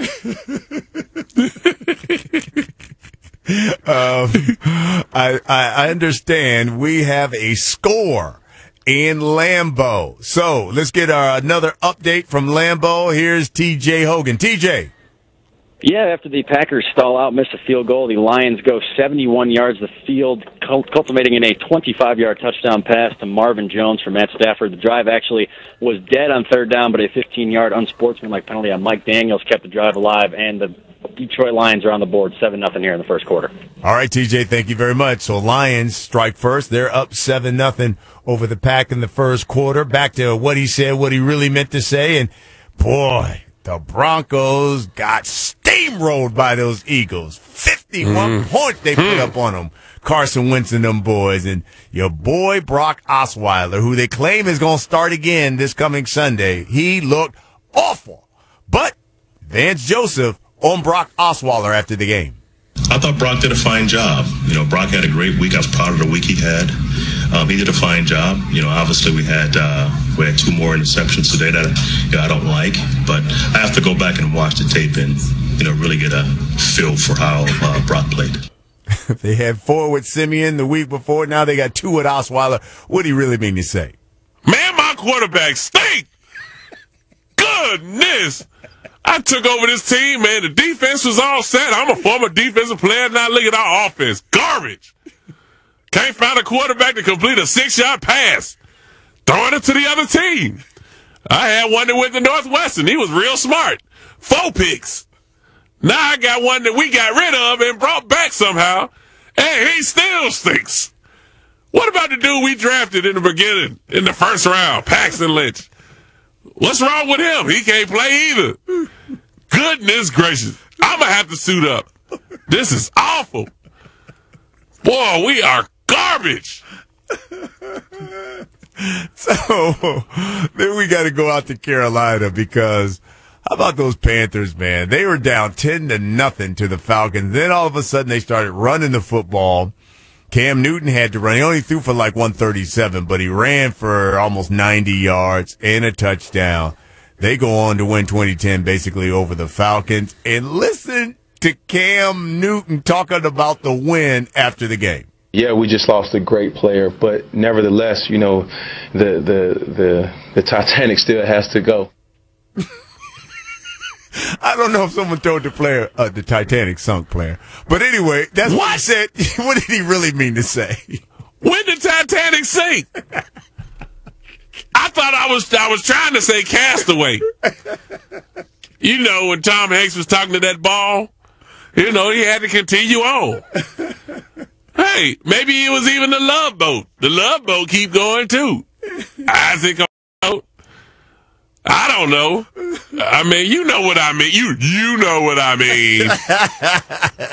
You know when brothers get that, you know what I mean. With that saucy hat on it. Yeah, you know what I mean. Out there look like he about to take our tickets for the movies. Let's go out to Portland real quick. We got about a minute. Jeff, you're on with McNabb and Custer. What do you say, boys? What's up, buddy? All right now. Donovan, I think you should suit up again. I'd root for you anywhere you go. But my question is, you had your top 5 you listed. You had 3 NFC teams in, and I'm wondering what it would take for the New Orleans Saints to crack your top 5 with their defense playing the way they are. Last time they had a top 20 defense. Turned out pretty well. You still got Drew Brees at quarterback. What does it take for them to get top 5? Appreciate it. They are right outside my top 5. They are number 7, actually. And the way that they would be able to crack my top 5 is with a good signature win. I think this week coming up, I think they play either Carolina or Atlanta. And it'll be a big Buffalo. They play Buffalo, which is a signature win for them because you got 2 teams with strong defenses and they're both playing well right now. So if they win that game, they may move up past Minnesota. Saints 6-2. They've won 6 straight. Coming up, we talk about Wentz and golf. Next, McNabb and Custer, ESPN Radio. For Penn State, they lose this game. They're also on the outside looking in. The numbers are mind-boggling. We lost a turnover battle. We lost a field position battle. Turned the ball over 3 times. That, to me, is the story of the game. Our condolences to the Big Ten. Do you need a car? Been shopping only to be turned down because of bad credit? low credit, no credit, bankruptcy, or divorce? Guess what? Today's your lucky day, because now you can buy a car, truck, or SUV, just about any vehicle. It's true. Bad credit doesn't matter. No credit doesn't matter. Bankruptcy or divorce, it just doesn't matter. As a matter of fact, your job is your ticket to your new vehicle. We're Auto Credit Express, and we've helped thousands of people just like you. Antonio H. told us, great company, got me connected, and the day I went in, I drove off in the car I wanted. 100% worth your time. Need a car? Get started now and drive off as early as today. Just go to 1ignoremyscore.com right now. That's www.1ignoremyscore.com. Auto financing the easy way. 1ignoremyscore.com. Get started today. Auto financing the easy way. It's Larry from Shelby, previously on the Paul Feinbaum Show. And there'll be plenty of next times with Andy Staples. I don't think you're ever truly safe at Auburn unless you are actually holding the national title trophy and confetti is falling on your head. That is the one time you're safe. Gene Chizik just said you're not safe for long. The Paul Feinbaum Show, weekdays at 3 Eastern on the ESPN app and on the SEC Network. Russillo! Russillo! McShay with Will Kane. Okay, Bama, Ohio State, neutral site. Bama. Neutral site, Georgia, Clemson. Georgia. Notre Dame, Penn State. Notre Dame. Tough one, though. Penn State. Wisconsin, Miami in Fort Lauderdale, and the kids have been there a long time. Long time? I didn't think they have sunburn. Ryan Russillo. Check him out weekdays at 1 Eastern on ESPN Radio and the ESPN app. Oye, amigo, it is the Dan Le Batard Show on ESPN Radio. Verlander. Bellissimo. Stugotz gave more credit to someone who did not correct. play. That is correct. Yeah. That is what Stugotz does. Verlander should get the win, not Morton. Complete game shutout. Bellissimo. Yes, your Italian is terrible. Just unbelievably bad. My English is bad. The Dan Le Batard Show, now 10 to 1 Eastern on ESPN Radio and ESPNRadio.com. The Fantasy Focus Football Podcast with Matthew Berry, Field Yates, and Stefania Bell. Subscribe on the ESPN app or on Apple Podcasts. Go ahead and update the polls. Enough with the name changes, Diddy. Agree or disagree? Is the turnover chain the best thing in sport? Does Andy Reid's play sheet look like a Waffle House menu? The Dan Le Batard Show with the Stugotz on ESPN Radio and ESPNU. Mike and Mike. I tried to go trick-or-treating. I told my daughter, I said, Dylan, 4 o'clock trade deadline, 4:01, we're out the door. We're going to be ringing doorbells. We need a lot of candy. And I'm about to leave, and all of a sudden I get a call that the A.J. McCarron Browns trade was almost near, and I'm on the phone, and I'm taking her trick-or-treating. This went on for about 2 hours. So the Cleveland Browns marred my Halloween trick-or-treat experience with my daughter. I'm still angry to this day. Mike and Mike on ESPN Radio and ESPN2. So in a year that many have blasted the SEC, saying it's down, it's not what it used to be, look what happened with the first college football playoff poll. Alabama, Georgia. Georgia 1, Bama 2, and some other SEC schools mentioned fairly prominently. But does it really change the narrative? Does it really change the image that this league is down? Listen, I cover the league day in, day out. It is down. After the first 4 or 5, it's pretty mediocre. That's why so many coaches are on the hot seat. One's already been fired, many more to come. But it is also interesting that what you do in the playoff can mask your problems. And I think with the Alabama and Georgia possibility of both getting in, it will overshadow the fact that the SEC is no longer the best conference in college football. It will quiet it for a while. It won't end the debate forever. But for now, all that matters is what's going on at the top. And at the top, the SEC looks very, very good. ESPN Radio Sports Center. I'm Jim Basketball. Monday Night Football has the Lions jumping on the Packers at Lambeau Field. Matthew Stafford, his 200th career touchdown pass, a 25-yard scoring strike to Marvin Jones, and Detroit has a 7-0 edge. They play the second quarter. Stafford, the fourth youngest in league history to reach that milestone. First opening possession touchdown for the Lions this season. And again, Green Bay 25-1 against Detroit in Wisconsin since 92. Jameis Winston will be shut down a few weeks because of the injured shoulder. The Bucs also losing wide receiver Mike Evans, suspended for 1 game for leveling Saints corner Marshawn Lattimore during a skirmish which was initiated Sunday by Winston. Wideout A.J. Green faces a fine but no suspension for his on-field fight with Jaguars cornerback Jalen Ramsey in a federal appeals court set Thursday as the hearing for attorneys for Cowboys running back Ezekiel Elliott, who seeks a longer-lasting injunction to stop his 6-game suspension over domestic violence allegations. Night in the NBA highlighted by the Celtics in search of their 9th straight win, but trailing in Atlanta 62-60, 16 thus far for Kyrie Irving. They've just started the 3rd quarter. NHL, Coyotes and Caps after 2, even at 2. Alex Ovechkin has his 12th. Clayton Keller, his 11th. Leafs lead the Golden Knights 3-2. Blue Jackets up top on the New York Rangers 2-1, and the Bruins have a 4-1 edge on the Wild. The Giants move to 1-7 on the season. What should New York do with Eli Manning after the season? We'll ask Brian Bellick when he joins Mike and Mike Tuesday morning at 7:30 Eastern on ESPN Radio and ESPN2.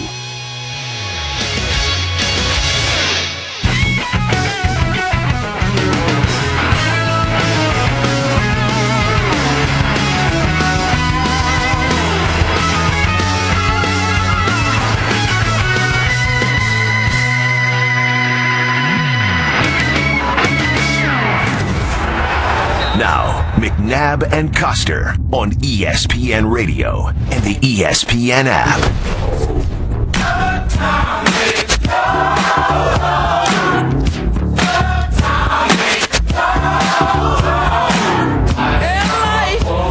Now, you know I love me some George Clinton. Cats gonna be thinking we a Q or something up in here, man. I'm telling you. Playing Atomic Dog, man.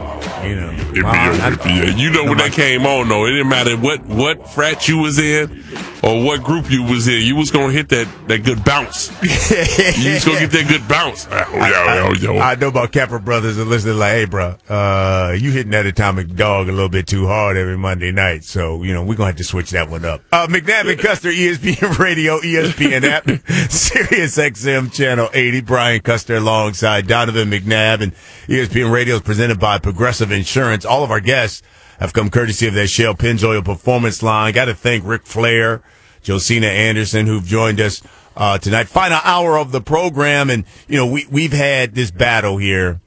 Well, we've talked about the NFC East, but without a doubt, the Eagles are playing well, flying high. They're 8-1. They've won 7 straight games. But I gotta admit, I'm sitting here, you know me. I love I sat and watched that entire Giants game because I just wanted to laugh the whole game, and I was amazed how well Jared Goff looked, and that is a big play offense. It was like boom, Robert Woods 40 yards, boom, Sammy Watkins 35.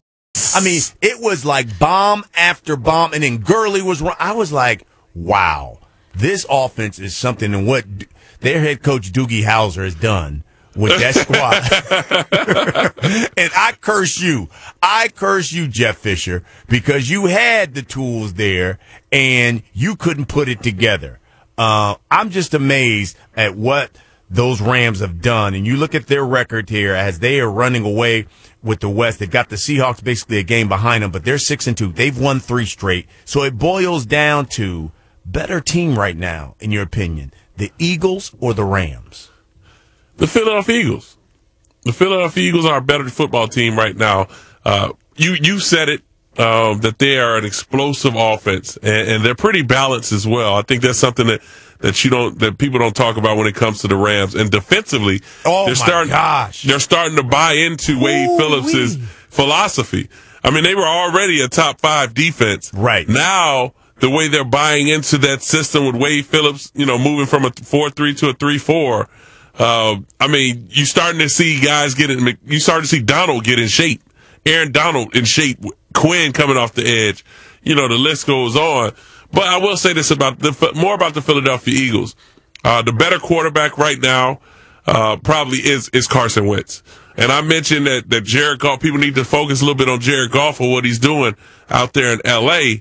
because he might be the best quarterback in the NFC because of explosive plays. But numbers-wise, versus the blitz, QBR, all of that, that's Carson Wentz and their football team. I just want to see the improvement going forward now that they have Ajayi there in their running game, because you have to be able to run the football effectively come November, come December, come January, when it starts to get cold. And that's something we'll see if the Rams will be able to do it with Todd Gurley, because I believe they're all set in Philadelphia to be able to do that, because you got to run the football, you got to be able to control the middle of the football field with Zach Ertz, and then outside they got to make plays for him. But defensively, that's the question I want to pose to you, my brother. Come on. Who would you say has the best defense, the Rams or the Eagles? Now, I like the way... Can I have the knife? Yeah, you know, when I talk about the Eagles, you over here stuttering. You stuttering on me, player. Because you know they're always going to blitz you, and they get after you. I like the Rams better, only for the simple fact I just think their defense is nastier, and they don't need to blitz to get after you. That's the thing I like about the Rams. The Rams? Defense. Yes. Yeah, their front four is tough. Their front four is tough. That's what they I like play now in a couple weeks. Now, exactly. I'm really looking forward to that game, because there used to be a time when those teams on the West Coast came out here east, and especially those early 1 o'clock games, they couldn't play. They couldn't play. They but if you look at it, Goff is 4-0. He's thrown for 10 TD passes, no picks. On the road. On the road. Yeah, well, that game's at home. That game's at home. That game's going to be out in L.A. I think it's December 19th or so. So, actually, I'm thinking about going to that game. Really? But, yeah, I'm thinking about going to that game in L.A. But I will say this, that matchup, depending on which team is still rolling, because Seattle has to still play the Rams, I think, before then. Mm-hmm. So that's going to be a tough matchup. The Eagles will have to play the Dallas Cowboys. So they'll at least they will at least have to play those tough teams leading to that game. Injuries will be a factor. And then who's playing hot at that time. But how about that? Number 1 and number 2 playing against each other and the way that they're playing at this point. I mean, people could say comeback player of the year, that Jared Goff could get comeback player of the year. And then also MVP candidate, you looking at Carson Wentz possibly being number 2, number 3, or possibly number 1 in a lot of people's eyes for winning the MVP. Let me tell you something. Again, I know we talked about this with Joe Cena. If I was Jared Goff, I would be like Miss Seeley pointing at Jeff Fisher and say, until you do right by me, everything you think about gonna fail. Because he failed when he didn't play this kid and put the right kind of system around him. Because he embarrassed him, man. He is balling. Give you an update. Lions just missed a 55-yard field goal attempt, so it's still 7-0 Detroit over the Packers on Monday Night Football. You talked about the Eagles, 8-1, man. It is really, if I'm not mistaken, I want to say one of the first times in team history that the Eagles have gotten. I think maybe they've done it like 4 times, 5 times, something to that effect. Yes, I was a part of that. Yes, that they have started off 8-1, and I think 4 other times it's happened. They've reached the Super Bowl or the NFC Championship game. So that's yes, my brother, and that's exactly what I'm trying to express to you. You will see them at least in the NFC Championship, because remember. They win. They're gonna win the division by week 12. Okay, you heard it here. Week 12, week 13. The division will be won. Then it's kind of being able to rest players. You have to win one game in the playoffs because they'll have a bye. One game in the playoffs, and that game will be played at home. You win that game, you're in the NFC Championship. Which, at this particular point, the NFC Championship will be played at home. Mm-hmm. So. I'm looking forward to the Philadelphia Eagles representing in the NFC Championship and then possibly moving on to the Super Bowl. And so you believe that Jared Goff keeps playing like this, be right up there in the MVP race, correct? He will be mentioned in the MVP race, but it's kind of hard because there are Tom Brady, Carson Wentz. Yeah. Depending on Hunt or Alex Smith. Alex Smith is still playing well. His numbers still speak for themselves. And then we still don't know who's going to get hot toward the end, like maybe Pittsburgh, maybe Ben Roethlisberger. Maybe you'll have Antonio Brown because he's leading the league in receptions at this particular point. I think yards too, maybe. But it's guys like that when you throw Jared Goff in there, will he be in the top 5? Yes, but he'll probably be on the edge at number 5. So if you're starting a team right now, and I said you have Jared Goff, Carson Wentz, or Dak Prescott, who are you taking as your quarterback? That's a tough one. And I know all my Philly fans are like, don't ever give Carson Wentz no love. I will say this, and Dak being a 4th round draft pick, and then you have number 1 and number 2. It's hard for me not to say you wouldn't start it with Carson Wentz. Really. I mean, people don't realize the pressure that's on your shoulders at the number 1 and 2 pick. Now, for Dak Prescott, it's a rarity.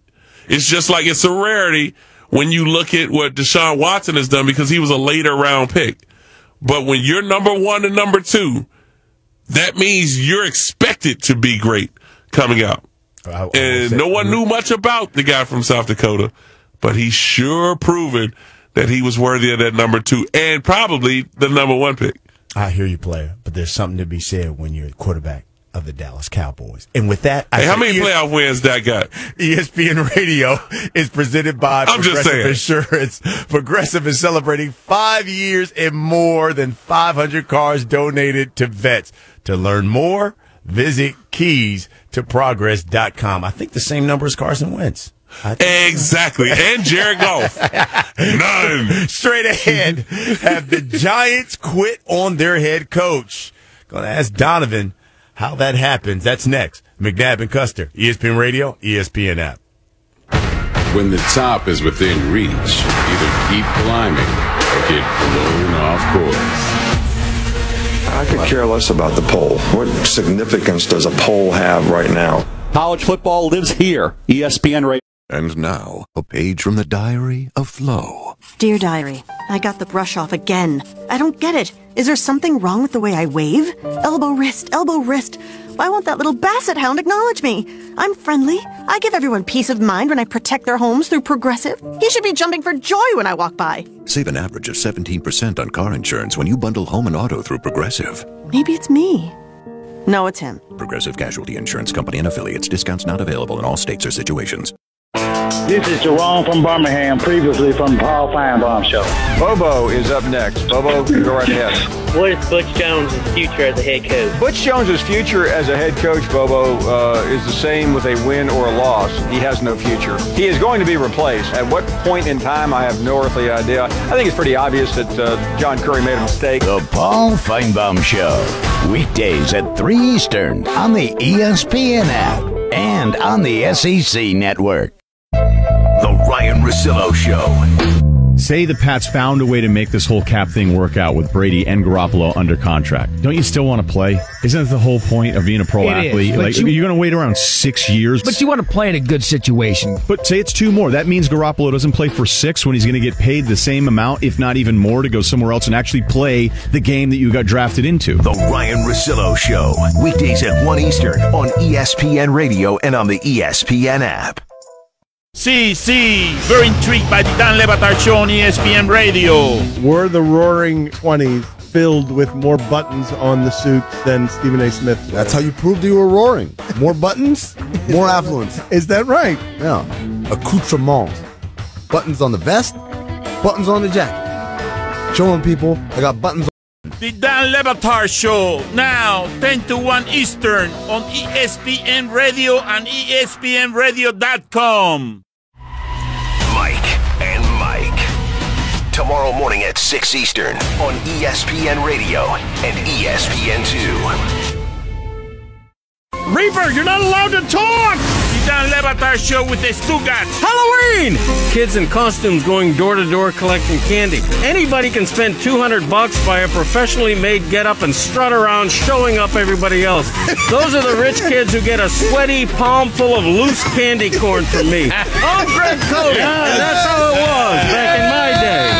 Cashmo more of the Dan Le Batard Show with the Stugats on ESPN Radio and ESPNU. Mike and Mike. Why did the Patriots trade Jimmy Garoppolo to the 49ers yesterday? Going back to the spring, the Patriots made attempts to re-sign Jimmy Garoppolo to keep him in New England, and they were unable to do so. And they continued to try, and they continued not to be able to get something done. It became apparent after a certain amount of time that they were not going to be able to re-sign him, that obviously the opportunities and money were going to be too great on the market. Mike and Mike on ESPN Radio and ESPN2.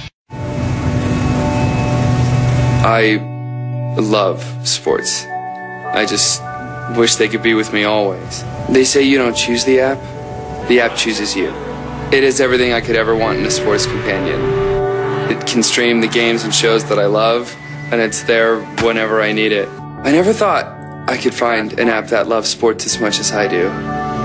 Until now. Download the ESPN app to stream ESPN Radio and all the ESPN networks now.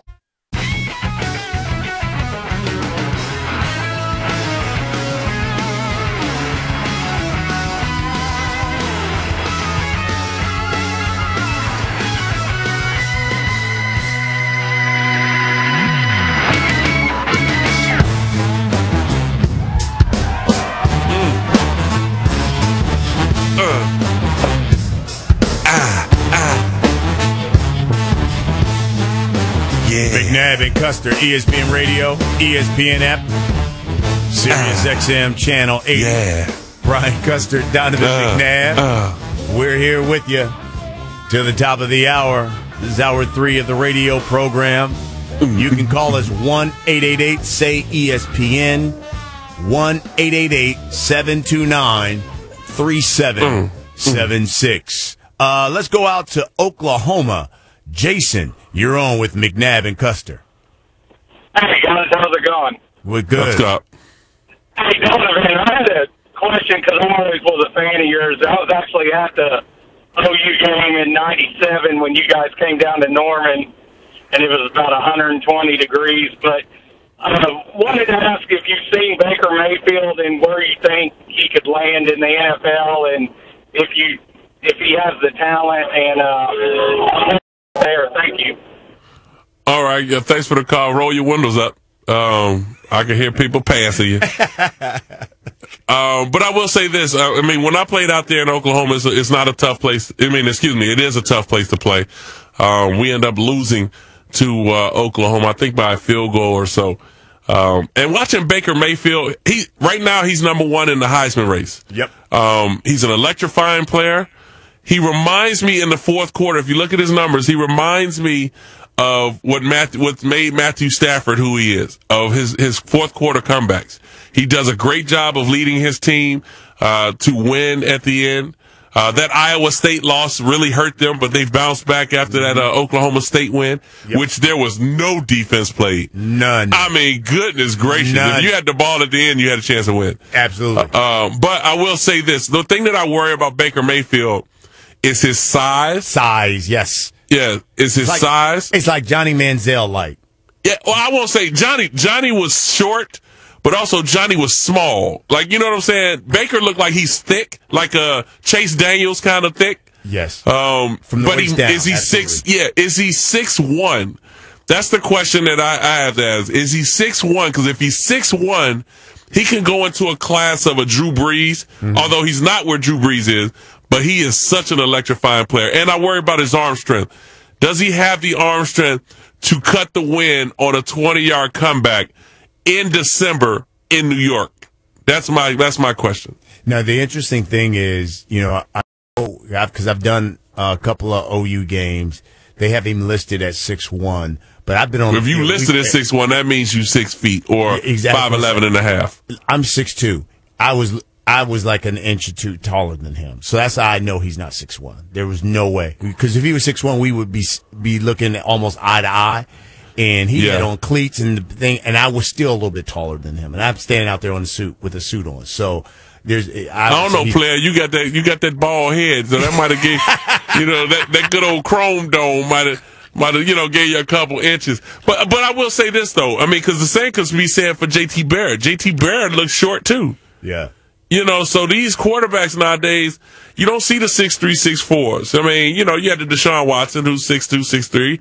But I mean, when you look at these quarterbacks now on these top teams, they're not really all that tall. Yeah. So Baker Mayfield's going to win the Heisman, I think. If he continues on right now at this pace he's doing, he'll win the Heisman. Well, we got to get back to our discussion because the New York Football Giants are 1-7. Eli Manning has not 1-7. Hasn't missed a start since 2004 when he was signed. He's signed through 2019. He's 22nd. I'm looking there at the numbers in the league right now.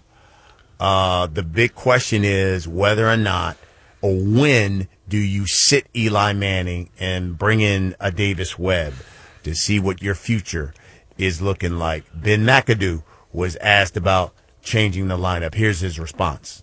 No, I think we have 8 ball games left. We got to keep fighting. I think it's a great opportunity for some players who didn't think they'd be playing a lot of football at this point to see what they're made of, to see what they're capable of, and see if they can be a part of our future. You learn a lot about people in times like this. So that was Ben McAdoo, and then obviously everyone wanted to go to Eli Manning and ask him about the thoughts on 1-7 in his future. Here's his response. We don't have an option. We have to accept it. Those are the facts, and we just got to keep try to fix that in the sense of next week and following weeks. Getting better and going out there and trying to get a win. So I'm gonna give you some information here before I ask this question to you, Matt. He's 37. Mm-hmm. Will be 37 in January. Cap number's at $22 million next year. If they cut him in March, the cap charge for moving on would be about $6.2 million in 2018. A trade before June 1st of next year would result in a full $12.4 million charge hitting the cap in 2018. If this slide continues the way it is right now, when do you say, okay, Eli, have a seat, let me play the young guys? Giants fans, please buckle your seatbelt. Oh boy. I'm going to tell you something you probably don't want to hear. It's about to be a lot of pearl clutching here in a minute. Yeah. You say they're 1-7 right now. Yep. I believe they go 3 more games, maybe 2, depending on how the 2 games go. Mm-hmm. Now, he's going to be able to break the record, which was held by his brother. Yeah.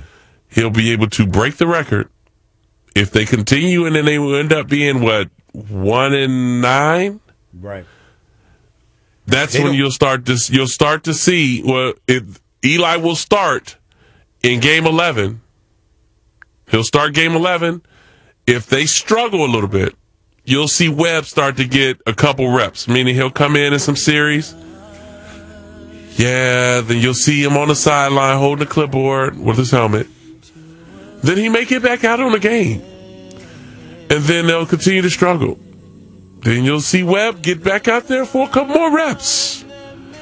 By the time we get to week 13, week 14, we'll throw the peace sign up. The white flag will be in the air. And Eli Manning will be done as a New York Giant. Well, he won't be by himself. Right. There'll be others standing next to him. Ben McAdoo? As he kind of exits the door. Yeah. McAdoo will be with him with his slick hair back. And looking like the Fonz. Right. Jerry Reese will be right behind with his boxes. Telling everybody, thank you so much for the opportunity. It's been real. Yeah. But we all got to go. We got to go. We got to go. 888-SAY-ESPN, 888-729-3776. That's the phone number. Interesting story out of GQ concerning Josh Gordon, because, boy, did he open up. But did he give too much information before he makes his return to the NFL? We got to discuss Josh Gordon. That's up next. It's McNabb and Custer, ESPN Radio, and that ESPN app. Let's talk about the Big 12 bedlam. Oklahoma is still hanging in there with one loss to Iowa State. Defensively, the metrics do not add up to Oklahoma getting into the playoffs. You know, those guys put on a show. Really, really good football teams went at it, especially two elite quarterbacks. This is Larry Mazzurri, previously on the Paul Feinbaum Show. And Buddy Martin joins us. 10 coaching changes at Florida. And by the way, all but 2 of them are over offense, it seems like. This is how I think they could go and kind of how I think they would go. Without question, moving to the top slide, Scott Frost. I've read too many things about him that really impressed me, especially his fun. If you notice, Scott Strickland emphasized the word fun in the press conference. This guy knows how to have fun with his players. They'll like him, respect him. Plus, he's got a remarkable resume of people he's played for. Check this out. How's his name? Bill Walsh, Tom Osborne, Bill Parcells, Mike Tomlin, and John Gruden. And by the way, one of the guys who's highest on him is Tony Dungy. I'd say that's a pretty good resume and a pretty good list of references right there. The Paul Feinbaum Show, weekdays at 3 Eastern on the ESPN app and on the SEC Network. The Ryan Russillo Show. Andrew Luck out for the season. He's 28 years of age, and we may have already seen the best of Andrew Luck. I don't think it's hyperbole. It just seems soon. Like, let's see what 2018 is all about. Well, we already know what's going to happen, though. Whenever the next time he takes the field, never felt better. We're all going to hear the right things. The PR campaign comes out. Exactly. But I don't think it's irresponsible to go, we may not see it again. The Ryan Russillo Show. Weekdays at 1 Eastern on ESPN Radio and on the ESPN app. Keep it locked to the Dan Le Batard Show on ESPN Radio. If you squeeze Dan's nipples, would eggnog come out? 74% of the audience said yes. Wow, that's low. I thought for sure that was going to be a 95 or 96%. Tequila. What is up with you 24% out there or whatever They're it is? thinking tequila. That's what I was thinking. Right. Yeah. The Dan Le Batard Show, now 10 to 1 Eastern on ESPN Radio and ESPNRadio.com. Wake up. Good morning. And get up. We are back in better than ever. With Mike and Mike. Tomorrow morning at 6 Eastern on ESPN Radio and ESPN2. Dan Le Batard. Does Trey Wingo sound like a 3-count chicken wing appetizer dish at a Mexican restaurant run by white people? The Dan Le Batard Show with the Stugats on ESPN Radio and ESPNU. Mike and Mike. Why did the Patriots trade Jimmy Garoppolo to the 49ers yesterday? Going back to the spring, the Patriots made attempts to re-sign Jimmy Garoppolo to keep him in New England, and they were unable to do so. And they continued to try, and they continued not to be able to get something done. It became apparent after a certain amount of time that they were not going to be able to re-sign him, that obviously the opportunities and money were going to be too great on the market. Mike and Mike on ESPN Radio and ESPN2. Welcome to Between Two Rexes. Let's just say they were going to do a low-budget, clearly, life story of Matt Hasselbeck, because I'm sure that movie's coming out anytime soon. Who would be the actor that would play you? Rex. Vin Diesel, any other bald guy like you can Woody think Harrelson, of? maybe? Yeah, oh yeah, that's a good one. Who would play you? It's not about me here, Tim. Sorry. Matt, one of you Hasselbecks. What's the difference? Sunday NFL Countdown, 10 Eastern on ESPN. And now, a Mike and Mike throwback moment. Happy Halloween, one and all candy for everybody. We are dressed like just complete idiots today. We are Batman and Robin. I am the Cape Crusader, and you are The Boy Wonder. We are Opa Gangnam Style. Yeah. We are dressed this morning as Bill Belichick and Tom Brady. Bill Belichick is with us. Hey, Mike, how you doing? Great to be on with you morons this morning. Hashtag MM Say Thanks. Presented by Amazon Music Unlimited.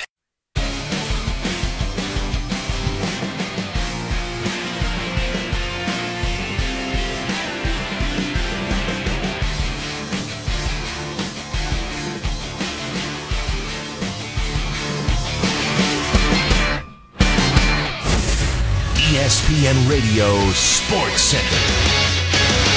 I'm Jim Baswell. The Detroit Lions 1-25 in Wisconsin since 1992, but that trend on this night is changing. From Lambeau Field, Monday Night Football, Amir Abdullah in from 4 yards out, extending Detroit's lead to 14-0. Matthew Stafford has his 200th career touchdown pass as he hooked up with Marvin Jones on a 25-yard strike. First opening possession touchdown for the Lions this season. Meantime, the Bucs will be without their starting quarterback, Jameis Winston, shut down for a few weeks because of the injured shoulder. His head coach, Dirk Cutter. As a result of that MRI, he's going to be out for the next couple of weeks. We'll be activating Ryan Griffin to the 53-man roster this week. They feel like he needs to rest for a couple of weeks, and that's what's going to happen. I mean, they're saying this is not structural, but they want to shut him down. Keep it with the Bucs. Wide receiver Mike Evans receiving a one-game suspension for his altercation with Saints defensive back Marshawn Lattimore, which was initiated by Winston. And Bengals wideout A.J. Green escaped a suspension for his fight with Jacksonville cornerback Jalen Ramsey. A federal appeals court will set Thursday as a hearing has attorneys for Cowboys running back Ezekiel Elliott seek a longer-lasting injunction to stop his 6-game suspension over domestic violence allegations. Night in the NBA has the Celtics in search of their 9th straight win. They're in Atlanta, fourth quarter, leading this one 93-88. Thus far, 23 for Kyrie Irving. Nets in Phoenix. They've gone on an 11-0 run, and Brooklyn leads this one 23-16. NHL, Alex Ovechkin has his 12th. Capitals and Coyotes are even at 2 as they skate in the third. Other third-period scores have the Rangers scoring 3 in that final period, now grabbing a 4-3 edge on the Blue Jackets. Columbus and Toronto even at 3, while the Bruins have the Wild doubled up at 4-2. Aaron Judge set the world on fire in his rookie season. What was it like as he led the Yankees back into the playoffs? We'll ask him when he joins Mike and Mike Tuesday morning at 9:20 Eastern on ESPN Radio and ESPN2. Raindrops, drop top, smoking, no cooking, the hot box. On your cooking up in the crock pot. We came from nothing to something. I don't try nobody, grip the trigger. Nobody. They coming to gang. McNabb and Custer. ESPN Radio, ESPN app, Sirius XM Channel 80. ESPN Radio is presented by Progressive Insurance. Brian Custer alongside Donovan McNabb. Let's get right on Shell Pennzoil Performance Line. TJ Hogan joins us once again for Lambeau with an update from Monday night's Lions-Packers game. TJ. Yeah, the Lions are back at it. Amir Abdullah finds the end zone with a 4-yard touchdown run, capping off a 13-play, 91-yard drive by the Lions. They now lead this one 14-0 at the 2-minute warning. All right, TJ, thank you very much. So Lions up 14-0. About 2 minutes left until the half. Taking your phone calls as well. 888-SAY-ESPN, 888-729-3776. Josh Gordon, of course, former receiver of the Browns, he was conditionally reinstated to the NFL on Wednesday. He missed the 2015-2016 season, all because of drug abuse, violating the NFL's drug abuse policy. He can rejoin the Browns practices as soon as November 20th. He's 26, hasn't played in a game since December of 2014, but told GQ in a full interview, obviously about his substance abuse problems, but he called it a ritual that he had before every game. And in the interview, he said that he would either smoke weed or drink some alcohol before a game. And this was started from college all the way through the NFL. He said, I'd have these little pre-made shots. I loved Grand Marnier. I'd drink it down smooth. I'd usually drink a lot of it. He said smooth, brother. Grand Marnier. That's going to burn your esophagus. If that don't give you a sugar rush, all that sugar up in there. And you in college drinking Grand Marnier. That's like ladies' man. Hey, how you doing? Come on in, have a drink. And he said if it wasn't that, I'd drink whiskey or something. I would drink probably a half a glass or a couple of shots to try to warm up my system, basically to get the motor running. That's what I would do for games. What, do you got WD-40 going on? How about this? He said in the NFL, we would stay at the team hotel. Then players are allowed to go back home to get what they need the day of the game. And I would go home, he said, leave the hotel early in the morning, eat some breakfast, and then I would have my little ritual, whatever it may be, weed, alcohol, then go to the game and play. And I'd definitely be partying after every game, whether we lost or we won. Man, that's a young man that was trouble. That is a young man that just doing too damn much. Too damn much. Too damn much. And secondly, got diarrhea at the mouth. Ooh. I mean, you have just killed your career before your second or third or fourth chance has even started. So I now question the people who are in his ear, his agent, his financial guy, his mentor, whatever. I mean, who is the one that set up this interview with GQ? And how much did you get paid? Because if they didn't pay you for that interview, I need some powder. Because I need to slap you across the face. Man, are you dumb? Like, that makes no sense to me. Okay, you know you have issues. Right. We know you've had some issues. Hey, I'm not perfect by any means. I've had my own issues. But I ain't about to sit out there and just put everything out in the street. You go and you handle your business personally. And you do it that way. And when you are granted an opportunity like you have now, you take full advantage of it. You know what you've been doing. So it's time to eliminate that. You don't have to tell the world. And for me, when I look at it in a sense, there's a lot of red flags into this. We play 1 o'clock games, right, Cuss? Mm-hmm. Now, for the Cleveland Browns, they were pretty awful. So they really never really had any 4 o'clock or night games too much. So now you playing 1 o'clock games. You leave the hotel, give or take, by maybe about 8:30. You grab a little bit of breakfast. You go home. You get yourself situated, put on your game suit or your game attire. By the time you leave in the house at a 1 o'clock game, it's probably around 10 o'clock. And you've had a drink and you smoke some weed at 9:30, 10 o'clock in the morning. That's a red flag. You are drinking at 10 o'clock in the morning, my brother. You are getting to the stadium by 10:30, which I'm sure you have to be at the stadium no later than 11. You are at the stadium after taking a few Grand Marnier shots, which has so much sugar in it, and it's also an alcoholic beverage, and you smoking weed. Bad combination. He says, and you play a game, which, you know, you had a year where you blew onto the scene, my brother. So whatever it is that you were putting in your system, you were balling. Oh, my God. So I'm sure confident-wise, he probably told himself, I need to do that. It's a ritual because I'm superstitious. So he kept doing it, and he kept getting caught. You knew you were going to be drug tested at some point. And so now you get drug tested, and you fail, and you're in a program. And when you're in a program, that don't mean the next time you fail, you get popped. So that means you've been caught a bunch of times, but you consistently continue to do this. So this is an issue. Not only did you have once, maybe twice, you've had this a handful of times, and it hasn't worked for you. You went to rehab, and you took yourself out of rehab. I worry about brothers like that, man. I do. Seriously, a former player, I'm going as a human being.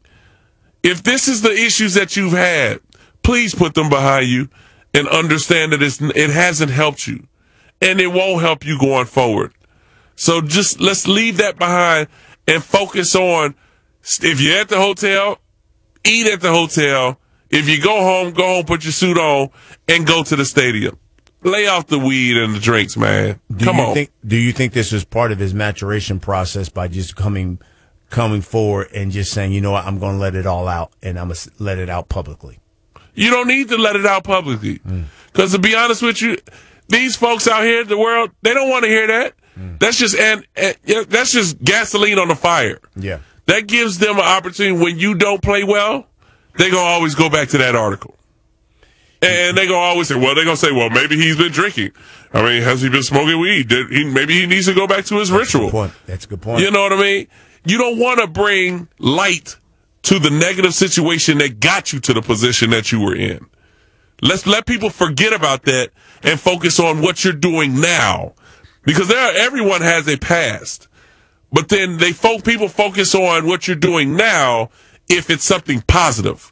And so I feel bad for his advisory, because his advisors, if you advise him to do this, you need to be slapped and you need to be fired. He says Baylor, when he was at Baylor, the coaches knew it and basically coddled and then him. you start throwing other people in there with Art Browse. Art Browse already got his issues going on. And then you talk about the coaches knew it. Come on, man. Now you're starting to throw people under the bus. Don't do that. That right there bothers me. Here's his quote. He says, "When I got to the league, I think they had their doubts from the very beginning," Gordon says. "From the day they drafted me, they had to know there was some type of risk involved. I don't think they specifically knew, but I'm sure they had their doubts. I missed a lot of meetings. I showed up late a lot of times. Eyes were probably bloodshot on many occasions, but I guess you couldn't really draw a definitive conclusion because I thought I was evasive enough because nobody told me anything," quote, end quote. And see, this is the thing. I hope he's maturing from it, like you talked about. Mm-hmm. But what he has to understand is, if that's what you were doing then and they allowed it to happen, now you're under the full microscope. Well, if you even come in and sneeze wrong, they're going to think that something's wrong with you. And now you're going to get frustrated if they continuously test you or they continuously question you, because now all of that may be something in the past, but at this particular point, they're worried about you going forward. So if the Cleveland Browns, who have stuck behind you throughout this whole deal, and now you've thrown them under the bus because no one has said anything to you, no one has questioned you, and you've been late to meetings and you've never really been suspended by the organization, what does the Cleveland Browns do at this particular point? You are leaving them now in a bad situation. So what the next step may be is for you to be released when you're scheduled to be back. So you said you can play by the 27th. You may be released by the 23rd. No one wants that in their organization. It is a very extensive interview. It is NGQ, Josh Gordon, receiver of the Browns, talking about all of his issues. Let me add to that, cuz. Let me add to that. And this is what I want people to listen to in the world. Now, you just talked about everything that he said in right. Johnny Manziel was drafted when Josh Gordon was there. What type of influence you think he had on Johnny Manziel? You know what I'm saying? Yeah. So that's something that he may be thinking he's just kind of letting the world know about his past and all that. Now the question may go out to, how many other players maybe has he influenced of doing this? Because Johnny Manziel reported in the rehab as well. Mm-hmm. You know, something that because the thing is, these are reports that people that I've heard, I've talked to, that Johnny was involved in college as well. Yeah. And now he goes to the Cleveland Browns, and now you get two guys, your quarterback and your receiver, doing this. How many other people has he influenced to do stuff like that? That's the question that he needs to think about. Because you may be sitting there and bringing out your past and maturing from your past, but also you're shining light on a lot of other people as well. Phone number 1-888-SAY-ESPN, 888-729-3776. We're going to take your phone calls. That's The Last Stand, and that's coming up next on McNabb and Custer, ESPN Radio, ESPN app. The NFL had some ugly images with on-field fights this weekend. How does Brian Billick see the league handling things? He's live tomorrow at 7:30 Eastern with Mike and Mike on ESPN Radio and ESPN2.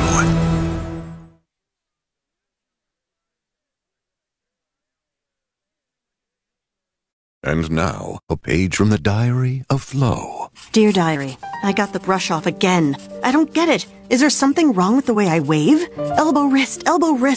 Why won't that little basset hound acknowledge me? I'm friendly. I give everyone peace of mind when I protect their homes through Progressive. He should be jumping for joy when I walk by. Save an average of 17% on car insurance when you bundle home and auto through Progressive. Maybe it's me.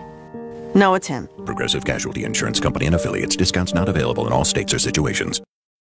We're with Formula Drift World Champion Chris Forsberg. Chris, you know you have a lot in common with Champion Wipers? Oh, you mean because Champion blades control any conditions just like I control any drift? Why, yes. And Champion wipers clean up a windshield just like I clean up at the track? Oh, didn't think of that one. What else? And we both are champions. That's the easy one, Chris. Introducing Champion Wiper Blades, built to handle all kinds of weather, made for the champion in all of us. Available at Pep Boys or visit championautoparts.com. This is The Right Time with Bomani Jones on ESPN Radio. Bomani. Deshaun Watson tore his ACL in practice, non-contact injury, which just has to be the worst. Like, there's nobody to blame. Now, suddenly, it looks like a walk to the playoffs for the Jacksonville Jaguars. The Right Time with Bomani Jones, weekdays from 4 to 7 Eastern on ESPN Radio or on the ESPN app. Wherever you are, we are. Your radio, your phone, your computer. This is ESPN Radio. What made you laugh this weekend? Guillermo, what do you got? A-Rod and J-Lo were at the UM game this weekend. They put them on the Kiss Cam, and they denied us peasants of what we wanted most, Kiss. Why? They're usually so public with their displays of affection. They're in Vanity Fair. It seemed like they had no idea what the Kiss Cam was. What a comeback. They're America's first couple. They really are. Catch more of the Dan Le Batard Show with the Stugats on ESPN Radio and ESPNU. I love sports. I just wish they could be with me always. They say you don't choose the app chooses you. It is everything I could ever want in a sports companion. It can stream the games and shows that I love, and it's there whenever I need it. I never thought I could find an app that loves sports as much as I do. Until now. Download the ESPN app to stream ESPN Radio and all the ESPN networks now. Russillo! McShay with Will Kane. Okay, Bama, Ohio State, neutral site. Bama. Neutral site, Georgia, Clemson. Georgia. Notre Dame, Penn State. Notre Dame. Tough one, though. Penn State. Penn State. Wisconsin, Miami in Fort Lauderdale, and the kids have been there a long time. Long time? I didn't think they have sunburn. Ryan Russillo. Check him out weekdays at 1 Eastern on ESPN Radio and the ESPN app.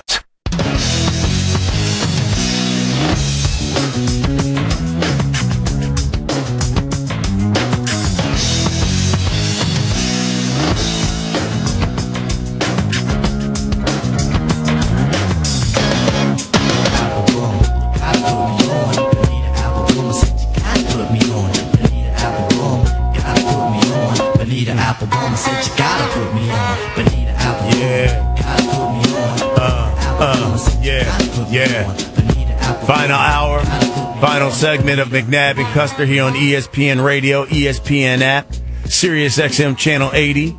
Brian Custer alongside Donovan McNabb. Hello, ladies. If your football obsession has a strain, that kills me every time you say that.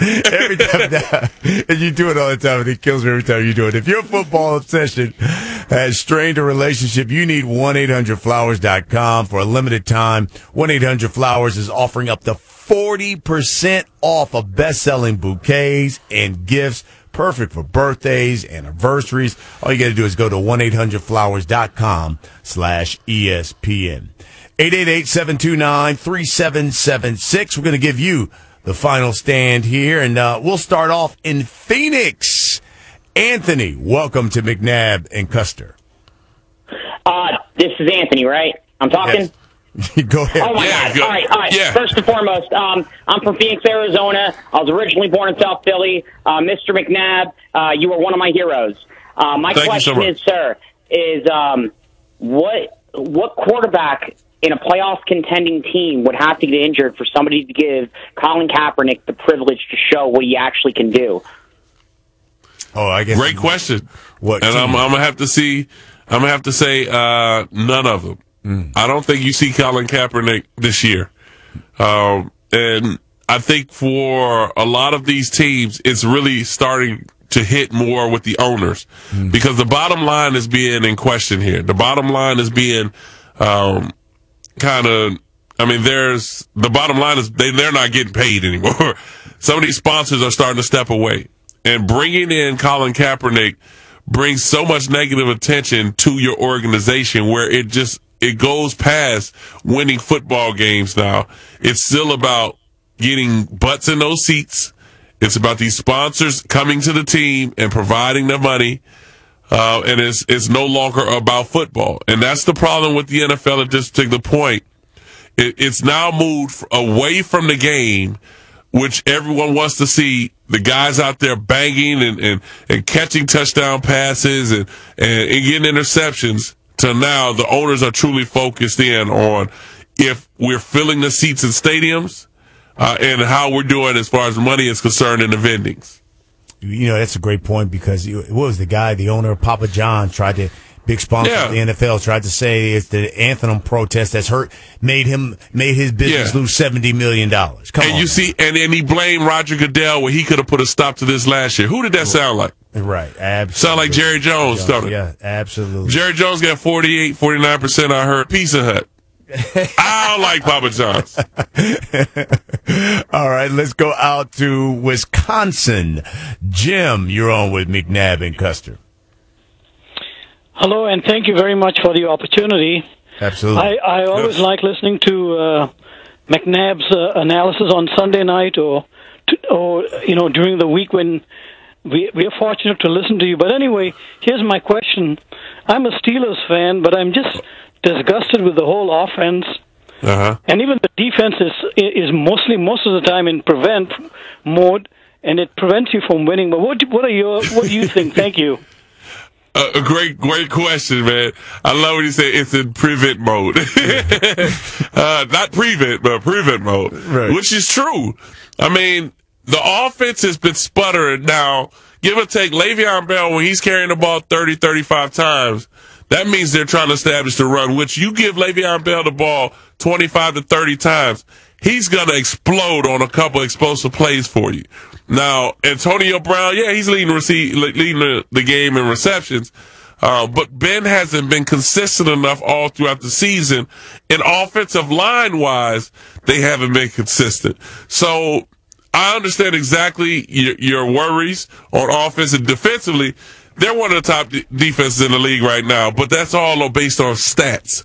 Too many teams have been able to do anything they wanted against them, a la Chicago, where they ran the football on them down their throat. Yep. And the list goes on. But I will say this. The thing that I want to see from the Pittsburgh Steelers is, will they be playing well from week 11 on? Because they always run it through injuries, whereas key injuries like Ben, maybe their tackle Gilbert or somebody's out, Antonio's out, someone that steps out because of injury, and who will be able to fill a void? All right, let's go out to Tennessee. Brick, you're on with McNabb. Hey, good evening, fellas. How you doing? All right, how you feeling? Man, I'm doing great, You guys have a good show tonight. Got a question. I'm a diehard Miami Dolphins fan living here in Memphis, Tennessee, and I was just kind of was thrown when they traded Jay Ajayi to the Philadelphia Eagles, which he had a good game the other day. So yes, I'm just trying to figure out. I know there's been some issues with Jay and the coaching staff. I mean, even prior to Adam Gase coming. So it looked like we got a running back committee. What do you think about what we have in now? I like Drake. I've liked him at Alabama. It just so happens he played behind Heisman Trophy candidates and first-round running backs. I mean, he's a talent himself. I like what they also have with the other running back that we seen last night. He made some great moves, got in the end zone twice, I believe. It's running back by committee. Jay Ajayi was a problem out in Miami. I'm gonna just put it out there. He was a problem in Miami. He spoke his mind. He was on the sideline kind of complaining when he wasn't getting the ball. But also, who else was in that boat, almost happened to be traded, was Landry.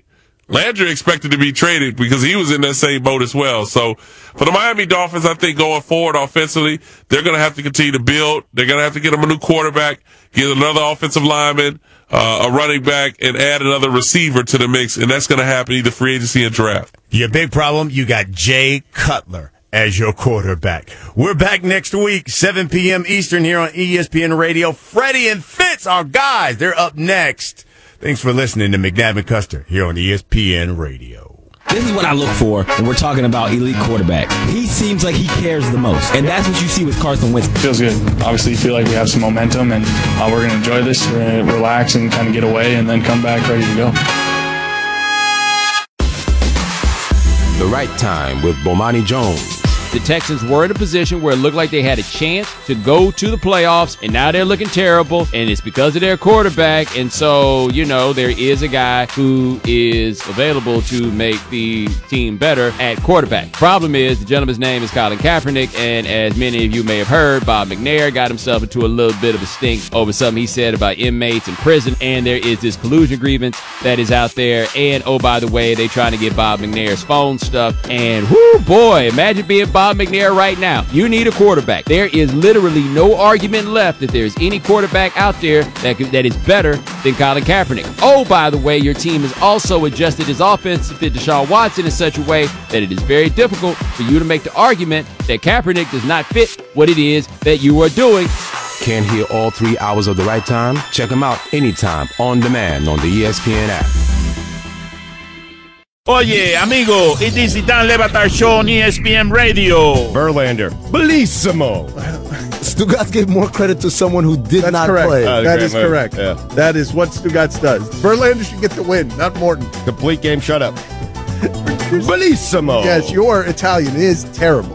Just unbelievably bad. My English is bad. The Dan Le Batard Show, now 10 to 1 Eastern on ESPN Radio and ESPNRadio.com. Mike and Mike. Good morning. We are back in better than ever. Tomorrow morning at 6 Eastern. ESPN Radio and ESPN2. Go ahead and update the polls. Enough with the name changes, Diddy. Agree or disagree? Is the turnover chain the best thing in sport? Does Andy Reid's play sheet look like a Waffle House menu? The Dan Le Batard Show with the Stugotz on ESPN Radio and ESPNU. Mike and Mike. I tried to go trick-or-treating. I told my daughter, I said, Dylan, 4 o'clock trade deadline, 4:01, we're out the door. We're going to be ringing doorbells. We're going to get a lot of candy. And I'm about to leave, and all of a sudden I get a call that the A.J. McCarron Browns trade was almost near, and I'm on the phone. I'm taking her trick-or-treating. This went on for about 2 hours. So the Cleveland Browns marred my Halloween trick-or-treat experience with my daughter. I'm still angry to this day. Mike and Mike on ESPN Radio and ESPN2.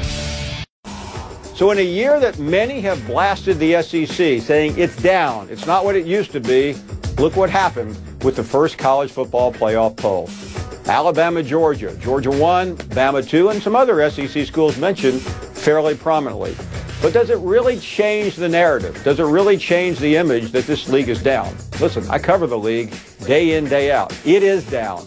After the first 4 or 5, it's pretty mediocre. That's why so many coaches are on the hot seat. One's already been fired, many more to come. But it is also interesting that what you do in the playoff can mask your problems. And I think with the Alabama and Georgia possibility of both getting in, it will overshadow the fact that the SEC is no longer the best conference in college football.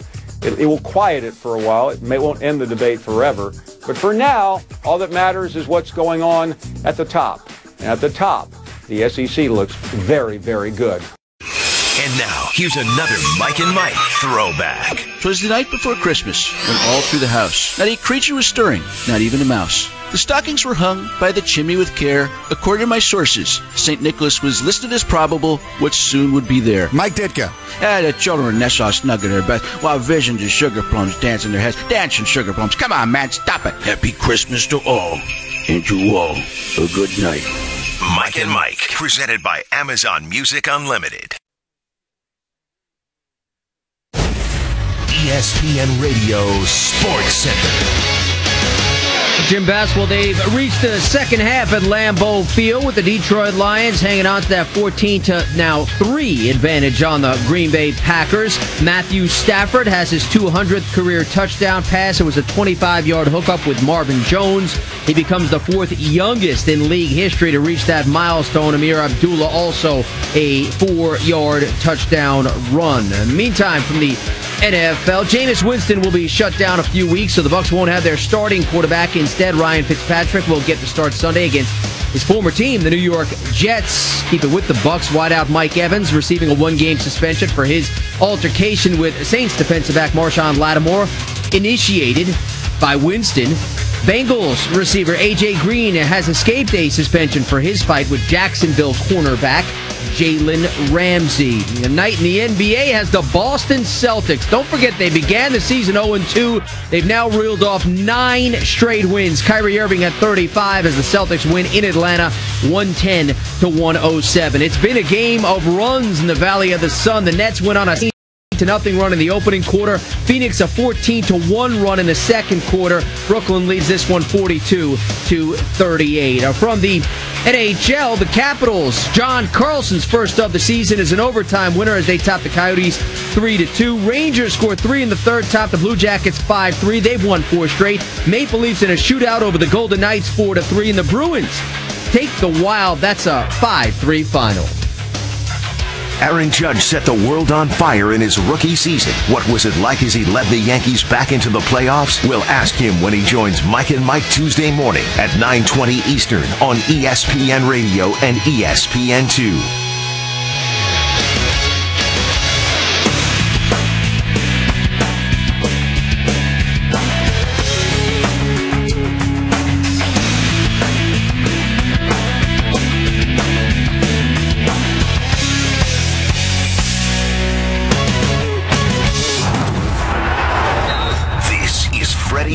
Who you with? On ESPN Radio and on the ESPN app.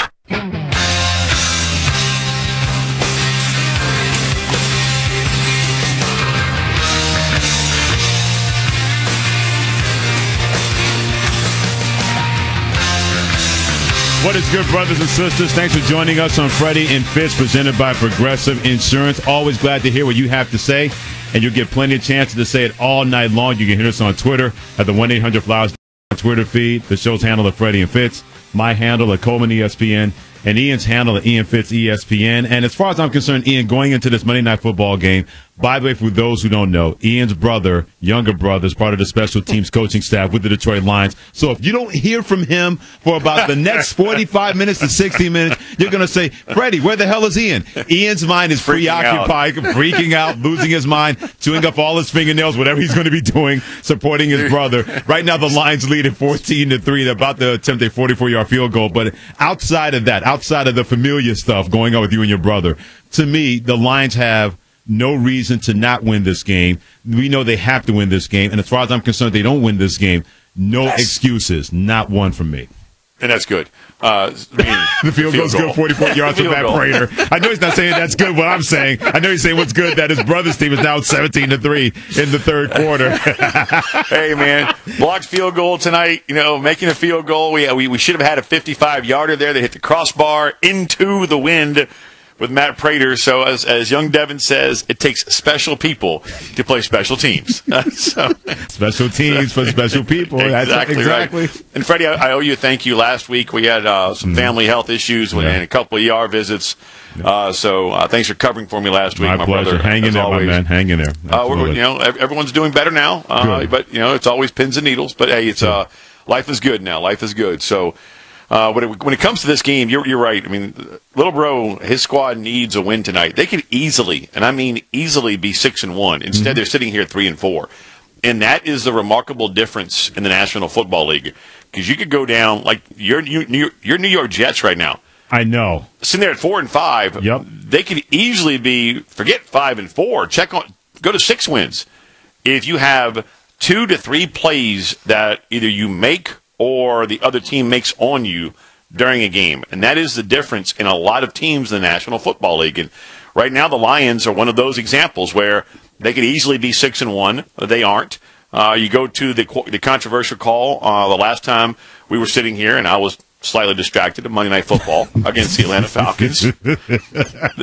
That ball, how do you rule that a touchdown and then reverse it? I have absolutely no idea, but that's one of those plays that is the difference when it comes to winning a game in the National Football League. So, this is one of those games on the road in Green Bay, cold weather, a 4-3 Packers squad with Brett Hundley at quarterback, and then Matthew Stafford tonight is playing like an all-pro. I mean, he's first half, 12 of 14, $137 and 1 touchdown, but they have to finish this game, now up 17-3, with just over 9 minutes to go in the third quarter. And finishing can be a problem in that thing called the National Football League. It should be easier for them to finish when you got Brett Hundley on the other side, or as I like to call him now, Brett Checkdown, because that's all he's been doing, 13 of 18 for 80 yards. I don't know if they don't have any confidence in him that he can push the ball deep or he can't. But if that continues, it is going to continue to be a problem for the Green Bay Packers. Right now, trailing Detroit 17-3 with 9:06 to play in the third quarter. That game on Monday Night Football on ESPN. We'll keep an eye on that game until its conclusion right here on Freddie and Fitz. We're also 10 minutes away from the who would we choose at quarterback game. That's in 10 minutes. 20 minutes from who's more ripe for an upset involving number 1 Georgia and number 2 Alabama in 20 minutes right here on ESPN Radio and the ESPN app. And we've always said that the NFL is a week-to-week sport.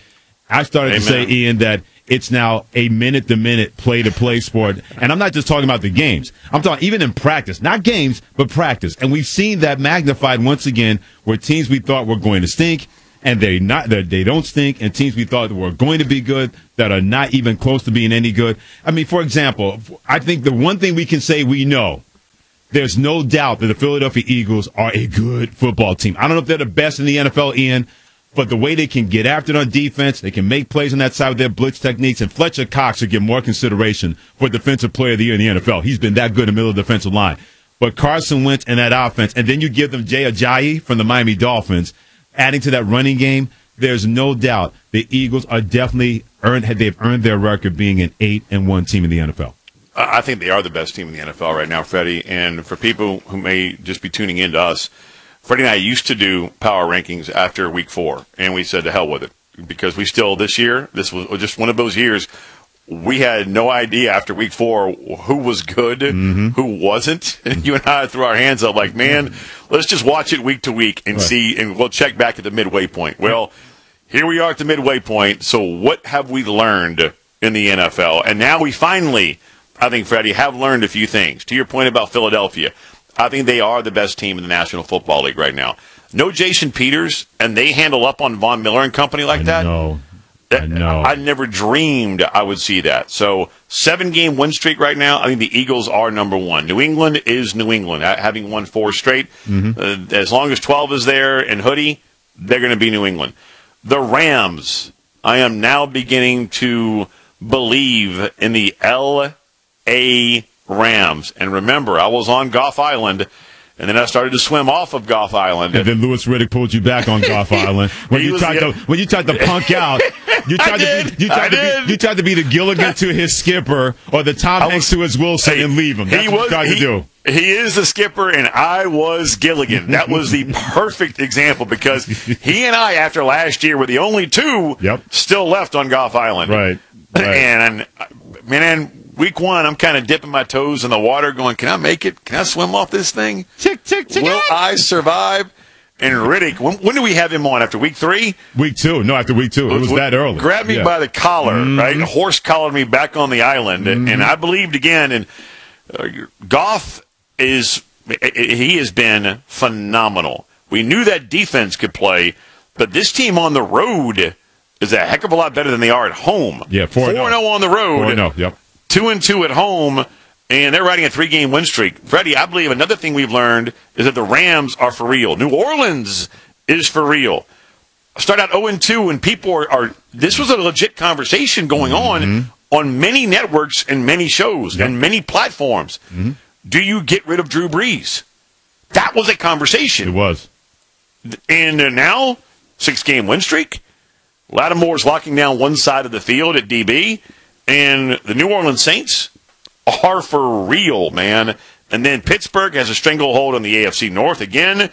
And the Jets, to me, deserve a heck of a lot of credit And it starts with Todd Bowles, because most people didn't think they'd win 2 games, much less be 4-5 and in a wild card discussion. Here's something else that I know now that I may not have known maybe even last week, but I know even more than ever before. The NFC is much deeper than the AFC. You got the Eagles at 8-1, Vikings at 6-2, Saints at 6-2, Panthers 6-2, Rams 6-2, Seahawks 5-3. The Cardinals may be the best 4-4 team in the league, and the Falcons are not far behind. With Drew Stanton at quarterback. The Packers, well, they're going to keep sliding and sliding and sliding. You look at the AFC, the Patriots 6-2, Steelers 6-2, Kansas City 6-3. After that, there's not a team after that I could look at and say, oh, yeah, I believe in that team that they can make a run in the playoffs. I don't believe in Buffalo. I don't believe in Baltimore. I don't believe in Tennessee. I know Jacksonville's defense is really good, but do you really believe in Blake Bortles, a quarterback, that he can be the kind of quarterback that can turn up in the playoffs? Not so much. I have questions about Kansas City because they can't stop the run, and all of a sudden Dallas exposed them yesterday, Ian. They don't have that playmaker on the outside at wide receiver. Dallas said, Travis Kelce, you may do the whole, sack races in the end zone, which is a pretty cool celebration. But outside of you, Kareem Hunt, and Tyreek Hill, we don't believe anybody else can beat us. And then Alex Smith got exposed a little bit because they didn't have that playmaker on the outside. The NFC is a much deeper conference than the AFC. And that is what we've learned at the midway point in the 2017 campaign in the National Football League. And guess what? 3 weeks from now, maybe saying something completely different. 7 days from now. Yeah, I mean, it is, as you said, a week-to-week league. And as my brother Devin screamed at not just me, but also you, it ain't easy. No, it's not. To win in the National Football League. That's why I said no longer it's a week-to-week league. It's a play-to-play league, to be completely honest with you when it comes to that. Don't forget the Freddie and Fitz podcast. Don't forget the Freddie and Fitz podcast. Subscribe to it in the Listen tab of the ESPN app, Apple Podcasts, as well as tune in. Jared Goff of the Rams, Dak Prescott of the Cowboys, Carson Wentz of the Eagles. We'll tell you which quarterback we would take right now. You can give us your answer at 888, say ESPN, 888-729-3776. You only get 3 choices. Jared Goff of the Rams, Dak Prescott of the Cowboys, Carson Wentz of the Eagles. Who would you take? We'll tell you ours, and you can tell us yours next on ESPN Radio. A Mike and Mike throwback moment. The Kim Kardashian photo. Someone sent in a picture of that photo with your face superimposed, and I just jokingly said we should make that the bet. The photo has been revealed. It's real, and it's spectacular. Mike and Mike. Hi, it's Jamie, Progressive #1, #2 employee. Leave a message at the... Hey, Jamie, it's me, Jamie. This is your daily pep talk. I know it's been rough going ever since people found out about your a cappella group, Mad Harmony, but you will bounce back. I mean, you're the guy always helping people find coverage options with the Name Your Price tool. It should be you giving me the pep talk. Now get out there, hit that high note, and take Mad Harmony all the way to nationals this year! Sorry, it's pitchy. Progressive Casualty Insurance Company and Affiliates. Price and coverage match limited by state law. Do you need a car? Been shopping only to be turned down because of bad credit, low credit, no credit, bankruptcy, or divorce?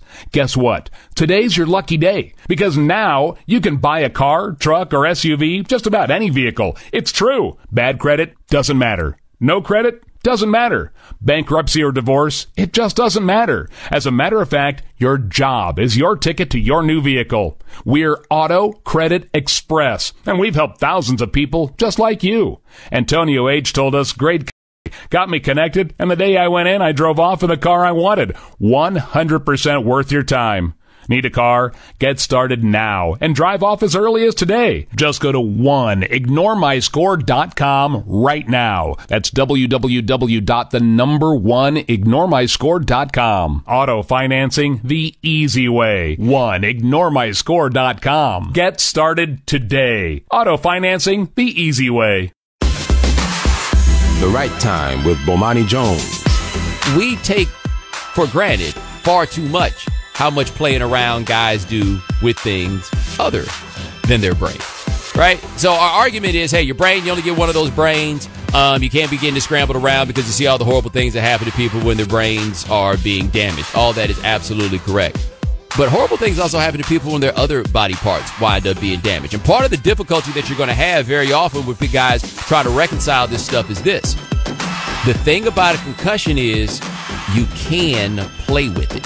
Because the rule seems to be for football players, if you can play with it and you can be effective, then you play. The standard for when you can play at the NFL is not about necessarily whether it's safe for your future. It's about whether or not you can play right now. Can't hear all 3 hours of the right time? Check them out anytime, on demand, on the ESPN app.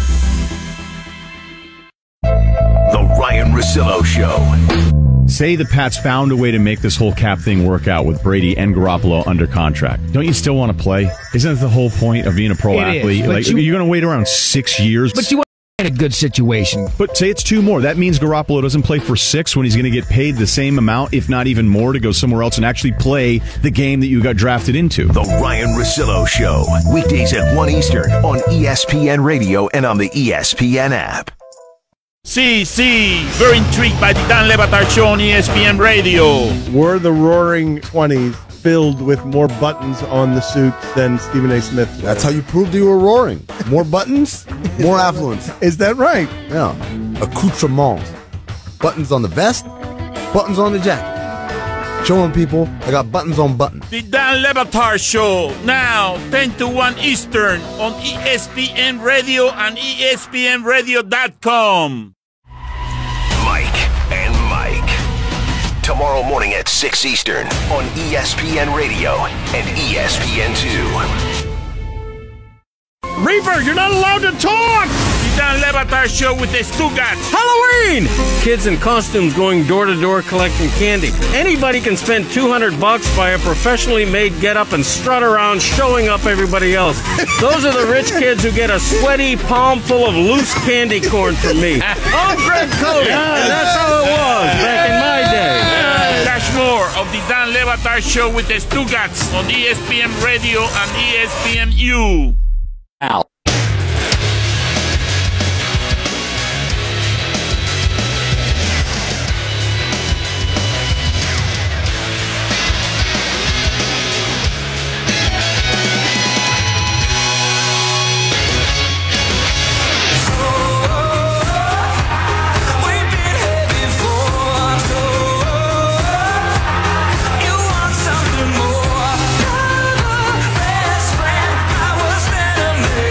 Freddie and Fitz, presented by Progressive Insurance on ESPN Radio, the ESPN app, and SiriusXM Channel 80. We threw it out there. A couple of you replied on Twitter already, at Coleman ESPN, at Ian Fitz ESPN, and at Freddie and Fitz. You got Jared Goff, you got Carson Wentz, you got Dak Prescott. Who would you take right now and why? For example, Germ says, was always low on Wentz, but what he did against that Denver defense without Zach Ertz was insane. Gotta go Wentz. Ian, I'm giving you Goff, Wentz, or Prescott. Out of those 3, which quarterback are you taking now and why? One, you've got the number 1 overall, and the reason that we chose these 3 folks is because they're all the same draft class, last year, and they're all very well right now. And you have the number 1 overall pick in Goff, number 2 overall pick in Wentz, and then a 4th rounder. And he is the most remarkable story in Dak Prescott coming out of a catch-and-throw offense at Mississippi State and doing what he's been able to do, being thrown into the fire last year for Tony Romo and leading the Cowboys. Really, it should have been a playoff win against Green Bay. I mean, he did his job, right? But it wasn't because of that guy Aaron Rodgers, who was clearly missed on the other side for Green Bay based on what we're seeing right now. He can solve a lot of problems. And that insane throw he made on 4th down, to put him in field goal range to beat the Cowboys as time expired. So you're splitting hairs with all 3, but I'm going to go off of Goff Island. Lewis Riddick, don't scream at me. I mean, because this is one where I'm going with the heart here, and that is that story that Rinaldi had me in tears. Was it 3 weeks ago, Freddie? 2 weeks ago. On Carson Wentz and the Dutch Destroyer, and why he wears that green wristband. And if you haven't seen the story, just go Google it, Dutch Destroyer, Carson Wentz, and you better have just a box of, forget tissues, have a towel. Right. Because it's going to get to you. And it is a remarkable, remarkable story. I think when it comes to on-the-field play, right now they are all putting up very similar type numbers, and they're all winning games. So I'm just going to go with the heart because of that story and what Carson Wentz did for that young boy who had cancer and that family. and why he still wears the Dutch Destroyer green wristband, I'm going to go Wentz 1, Prescott 2. Okay. Lewis Riddick, don't yell at me. Goff 3, but all very close. Okay, before I give you my answer, I'm going to hear what Martin in California has to say at 888-SAY ESPN, 888-729-3776. Martin, your choices are Jared Goff of L.A., Carson Wentz of Philadelphia, or Dak Prescott of Dallas. Which quarterback are you taking now and why? What's going on, man? Who am I taking right now? Right now, I'm taking the 4th rounder. Why? Let's look at where he was selected. Is the 4th round. He's getting paid the least out of all 3 of these guys. He's winning games. Only has 8 interceptions in 2 years. That's some winning football right there, man. I got to take Prescott. Okay, that's a great answer. I love what he said in terms of, I think sometimes salary-wise, that's a very good answer. It's a very good answer, number one. I also believe that Dak Prescott, I think, gets pushed further down by people because of that offensive line and Ezekiel Elliott being on his team. And I said to myself, and I said to people, don't punish him because that offensive line and that running back is that terrific. When they've needed Dak Prescott to make plays out of the pocket, he's been able to do that. I don't think there's any doubt about what he's been able to do and making this offense better than anybody could have anticipated taking over for Tony Romo. With all that being said, and I know plenty of Cowboys fans will get at me about this, if I had to take a guy right now, I'm going to take Jared Goff because he may be, if not the best downfield thrower in the league, he is in that conversation. And I think it's really an indictment how bad of a quarterback coach Jeff Fisher was coaching this guy, not coaching this guy last year. How many times do we hear this guy's one of the best coaches, one of the top coaches in the NFL? And I'm thinking, going 8-8 makes you a top football coach? That was ridiculous to me. Not even 1 year. Look what Sean McVay has done with Jared Goff. And now they've allowed him to expand the playbook. The throw he made yesterday, in the rain, in the wind, in the mist. I know the Giants are terrible, but he threw that ball on the line, 62 yards down the field, and hit Sammy Watkins in stride. I'm thinking, if he's doing that now with only that little amount of coaching in 6 months, I can't even begin to imagine what he's going to do when he really figures out and gets a chance to do that in the NFL. It's close, but that's the guy I would take right now, Jared Goff of the Rams, over those other two. You know what's amazing? Again, all 3 of these guys in the same draft class, and Goff going 1, Wentz 2, and then obviously Prescott in the 4th round, which is a very good answer if you're going salary cap and all of that stuff, because the salary, what are they paying him, like $450? You know, yes. and you're getting that. It's not exactly small chickens in this day and age, but still, your point's well taken. Yep, salary cap wise, yeah, they're enjoying that rookie contract right now with Dak Prescott in Dallas. But last year was not a great quarterback class by most people's calculations. You know, you had Goff and Wentz, and that was it. And now the rounder comes out of, football manna from heaven for the Dallas Cowboys. Right. And, Jared Goff was left for dead after year 1. And then Sean McVay comes in, as you talked about, Freddie, and this is the guy that we saw coming out of Cal. This is the guy that I had Cal twice last year, and you're looking, or just give me 2 years ago, and I'm going, this guy, he's a ballerina in the pocket. My gosh, big guy with ballet feet, yeah, yep. And last year, you're going, that's not the guy that I saw. Well, now we're seeing the guy that he's supposed to be. So you look at and that leads to this class, Freddie, also coming in. People already down on Sam Darnold, and so on, so forth. Dak Prescott is the ultimate example of, you can go back almost every other year, going back to Kurt Warner, Tony Romo, go on down the list. Tom Brady was a sixth round pick. They're going to be gems. There's going to be these diamonds in the rough that are found, whether it's a running back or quarterback. Every year, you're going to find a running back or quarterback deep in the draft, and someone's going to excel. And last year, it's a guy named Dak Prescott. No doubt about that. Blake in Illinois, thanks for calling Freddie and Fitz at 888-SAY-ESPN. Blake, your choices are Wentz in Philadelphia, Goff with the Rams, and Prescott with the Cowboys. Which quarterback are you taking out of those 3 and why? First of all, I can't say Goff is even in the picture. If I'm going to pick a quarterback, I'm not going to pick someone that can just throw long balls. I want an all-around package. But I also have to say that I'm biased, and I'm driving by EIU right now, Jimmy Garoppolo land, Tony Romo, all the greats coming out of EIU. But Cowboys fan, I'm going to have to put Prescott above Carson just because he's proved himself I can't imagine the pressure that he faced to fill in Romo's shoes, and he blew us, as y'all said, he blew us out of the water and proved himself. He's already done that. Carson choked under pressure last year. He's only able to perform a couple games, and Prescott shows all how a rookie is really to perform, and it's hard to deny right now Prescott's the best there is. Well, I wouldn't say Wentz choked last year because he didn't have playmakers around him, and that offensive line was in flux. And Jared Goff can do a lot more than just throw the ball downfield. He can do a lot more than that. Pay close attention to him seriously, and you'll see exactly what we're talking about. Bottom line is last year's draft, those three in last year's draft, all pretty darn good right now. No doubt about teams are winning games. Freddie and Fitz presented by Progressive Insurance. And with all that happened in college football on Saturday, what left a friend's eyes bugging out of his head at the end result? Find out the friend and that end result and the bug out next on ESPN Radio and the ESPN app. The NBA, ESPN Radio. The Cleveland Cavaliers are the best team in the Eastern Conference because they have the best player in the world. They need to get their act together, but he's the one guy that you can't sweat until April, May, and June. And always on the ESPN app. This is Larry in Missouri, previously on the Paul Feinbaum Show.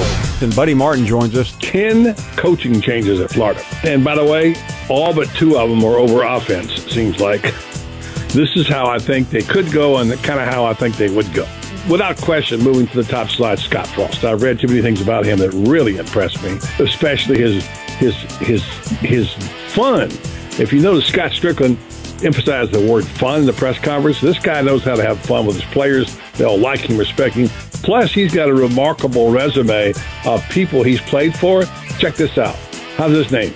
Bill Walsh, Tom Osborne, Bill Parcells, Mike Tomlin, and John Gruden. And by the way, one of the guys who's highest on him is Tony Dungy. I'd say it's a pretty good resume and a pretty good list of references right there. The Paul Feinbaum Show, weekdays at 3 Eastern on the ESPN app and on the SEC Network. The Ryan Russillo Show. Andrew Luck out for the season. He's 28 years of age, and we may have already seen the best of Andrew Luck. I don't think it's hyperbole. It just seems soon. Like, let's see what 2018 is all about. Well, we already know what's going to happen, though. Whenever the next time he takes the field, never felt better. We're all going to hear the right things. The PR campaign comes out. Exactly. But I don't think it's irresponsible to go, we may not see it again. The Ryan Russillo Show, weekdays at 1 Eastern on ESPN Radio and on the ESPN app.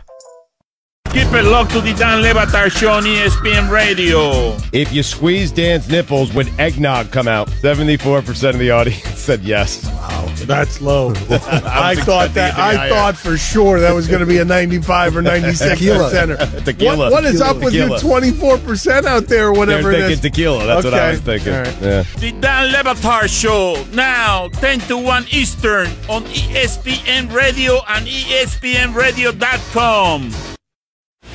Wake up. Good morning. And get up. We are back in better than ever. With Mike and Mike.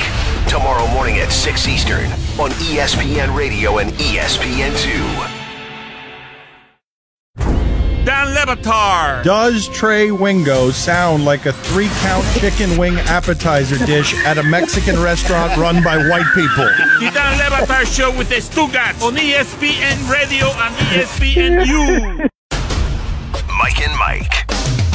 Why did the Patriots trade Jimmy Garoppolo to the 49ers yesterday? Going back to the spring, the Patriots made attempts to re-sign Jimmy Garoppolo to keep him in New England, and they were unable to do so. And they continued to try, and they continued not to be able to get something done. It became apparent after a certain amount of time that they were not going to be able to re-sign him, that obviously the opportunities and money were going to be too great on the market. Mike and Mike on ESPN Radio and ESPN2. I love sports. I just wish they could be with me always. They say you don't choose the app chooses you. It is everything I could ever want in a sports companion. It can stream the games and shows that I love, and it's there whenever I need it. I never thought I could find an app that loves sports as much as I do. Until now. Download the ESPN app to stream ESPN Radio and all the ESPN networks now. And now, a Mike and Mike throwback moment. Jake Gyllenhaal is in our studio. So many of the superhero movies out now. If you could be one, which one would you like to be? Batman is, come on. Are you kidding me? Without prejudicing the jury, in your opinion, is Batman a superhero? No, not really. Oh! yes, really. he is. Of course he is. Not only is he a superhero, he's the best of the superheroes. What do you mean, man? He doesn't fly. He just has a cape. Hashtag MM Say Thanks. Presented by Amazon Music Unlimited.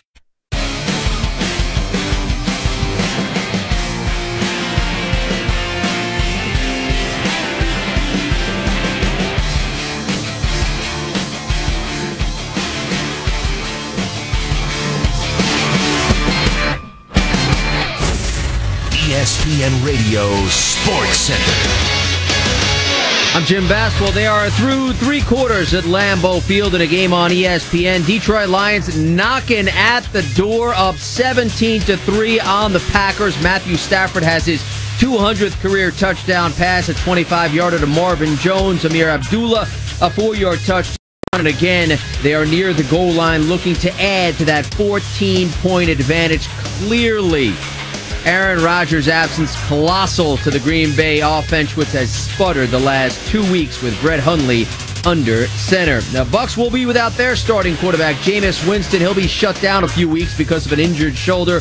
Ryan Fitzpatrick gets the start Sunday against his former team, the New York Jets. Bucs wideout Mike Evans has received a one-game suspension for his altercation with Saints defensive back Marshawn Lattimore, an incident which was initiated by Winston. Bengals wideout A.J. Green escaped a suspension for his fight with Jacksonville cornerback Jalen Ramsey. Meantime, Browns wideout Josh Gordon telling GQ that he used drugs or alcohol before every game of his career. He was recently reinstated by Commissioner Roger Goodell. Night in the NBA highlighted by the Celtics. They streak on behind Kyrie Irving. Boston wins their 9th straight game. He scored a dozen in the fourth, 35 for the game as the C's win in Atlanta 110-107. Nets in Phoenix, and Brooklyn leads this one playing the third quarter, 53-45. They had a 16-0 run in the opening quarter. Warriors Heat just set to get underway.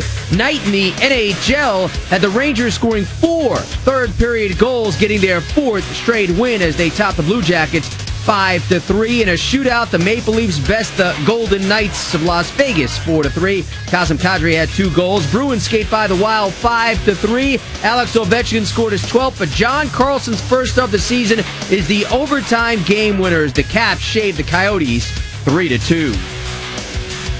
Finally, there's a better way to buy travel. It's Upside.com. Now you can save a ton of money and get an Amazon gift card worth hundreds of dollars. Free. Save big on travel and get a big gift card every trip. Upside.com.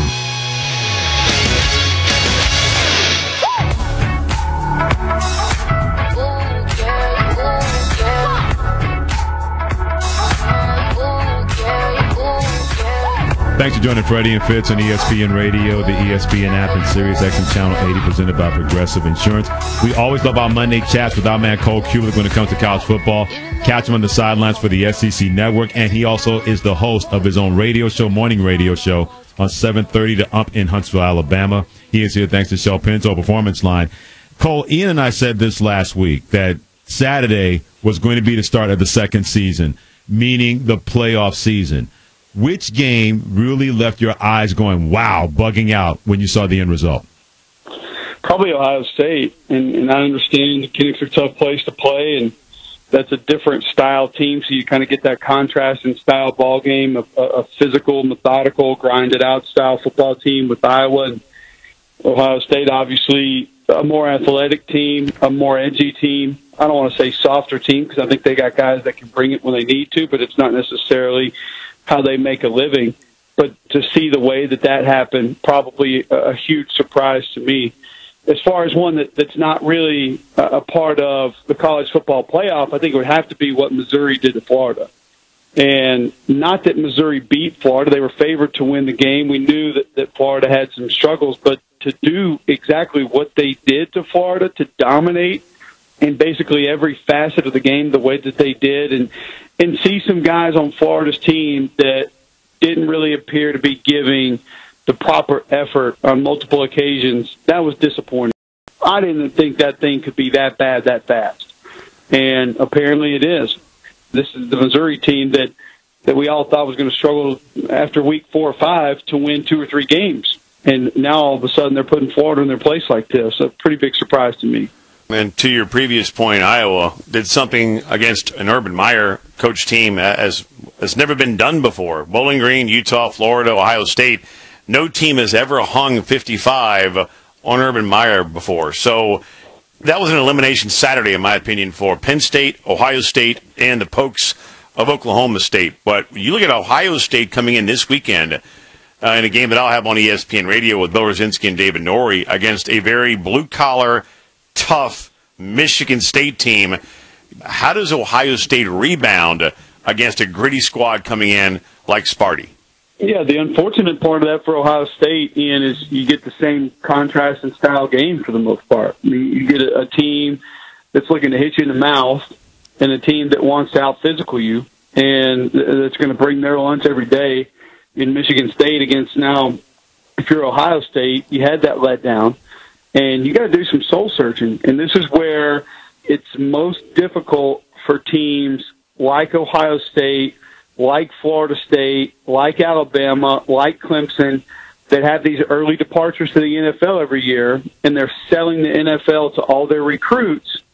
Who are you turning to in that locker room to be your leader? Because there's not a boatload of fourth-year and especially fifth-year guys around the program. It means a lot to them, that are in-state kids, that all they wanted was that shot to play as a Buckeye. That's not the way recruiting works for the top 10% of college football anymore. That's not what it is. So you got to find out who those guys are, and they need to take that thing by the reins and find a way to lead by example, to lead vocally, and to do what they need to do to go out and execute in a manner that's going to allow them to have a chance to win a game late. This doesn't even need to be a dominant win for Ohio State. You just need to be in position late to find a way to win that game and get back on track, because you cannot suffer two embarrassing losses in a row. You're already, like you mentioned, a lot of people think Ohio State's out of the playoff picture, so you kind of wonder, all right, what are we playing for? If you got a bunch of guys that are looking to the NFL anyway, it's going to make it that much more difficult to be motivated. Great stuff by Cole Kubelik from the SEC Network on Freddie and Fitz and ESPN Radio. You have Georgia on the road at Auburn, and Alabama a little beat up on defense on the road versus Mississippi State. Which team is more likely to lose this Saturday, and why, Cole?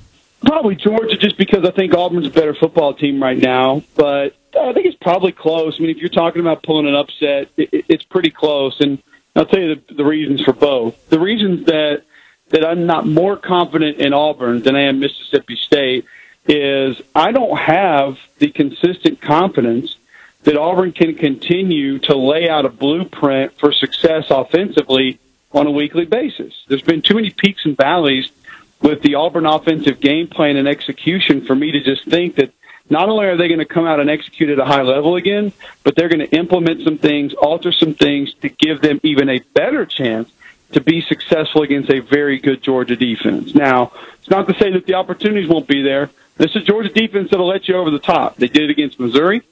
Florida had opportunities a couple weeks ago, couldn't take advantage of them. You can get this team over the top. South Carolina got some stuff through the air on this defense. Now, they'll adjust accordingly, but I just am not confident that Auburn can consistently put the type of game plan together offensively that's going to give them a good chance to beat a really good football team. And as far as why I'm a little more high on Mississippi State than maybe I should be, I mean, I picked that game before the season. I'm not going to back off it now. I said it. I thought State would be a little bit better. I didn't think Alabama would be this strong. But you're dealing with a three-man front. You have some edgy guys that are fast twitch that can really get it off the outside. That gave Bama some problems. And I think LSU defensively opened up some things as to how you can have success against Alabama's offense. Now, doing it for 4 quarters is a totally different deal. But limiting the explosive plays, forcing that team to work their way down the field is not something they're really used to. I thought LSU did a pretty good job of that. And State's got some dudes up front.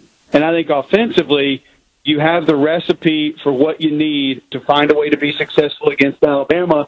And with this linebacker depth issue, now all of a sudden, I mean, who's your conflict defender in the run-pass option game? It's your linebackers. And if Alabama's playing freshman outside linebackers and inside linebackers and guys who don't have a ton of experience, you will find those guys out of position at times. I don't care how talented they are. They're not always going to be in the right place at the right time. So there's going to be an opportunity for State to make some big plays. They get them at home. We know what the Alabama-LSU game is. that's always a physical war. It's a fight, and you get them coming off of that game as well. So there's a bit of an advantage there. I'd say it's about even, but if I had to pick one, I would say Auburn has a slightly better opportunity to pull an upset. As far as Alabama goes, are they spawning linebackers underneath the stadium and not recruiting them, but like just breeding these guys? Because how many have they lost now, Cole? 4? And here comes Dylan Moses making plays, true freshman, and there's no way that guy's 18. There's zero chance. And I had Alabama against Florida State week 1, and Carl Dunbar, their D-line coach, told me, wait till you see the guys wearing 4, 8, and 22. Najee Harris, Dylan Moses, and I can't remember who's wearing 8. Chris Allen. That's the guy. Thank you very much, Cole. And now these true freshmen are making plays. How is this possible for Alabama to overcome that many injuries at one position group? It's pretty insane to think about, but there's a really easy solution as to why they're able to do it. Starts up front. Deron Payne is the best defensive tackle in college football. Raekwon Davis is filled right in for what Dalvin Tomlinson, who's now with the Giants, was a year ago, and that's probably the most underrated defensive tackle in the league. I thought Tomlinson was the most underrated player in the league last year. Davis is doing a lot of the dirty work on the inside of that defense, taking on double teams, disrupting, forcing plays to bounce outside, getting pressure up the middle. And then you got some guys on the back end that are also doing their jobs. I mean, the corners are suspect at times and have given up some big plays, but you got a couple safeties that are playing big boy football. So when you got a D-line that's playing the way they're supposed to play, and then all of a sudden you got some guys on the back end that are doing what they're supposed to do and more, you can make up for some losses in some other places. All right, quickly, got 30 seconds left. What we saw with Oklahoma and Oklahoma State, that felt like 102 to 92, not 62 to 52. Is that football or is that 7-on-7 or Madden? I mean, how do you describe what we saw in Bedlam? I mean, some people love it, some people hate it. It's the reality of what they are, and the difficult part is if you play against them, you're going to have to find a way to stop it.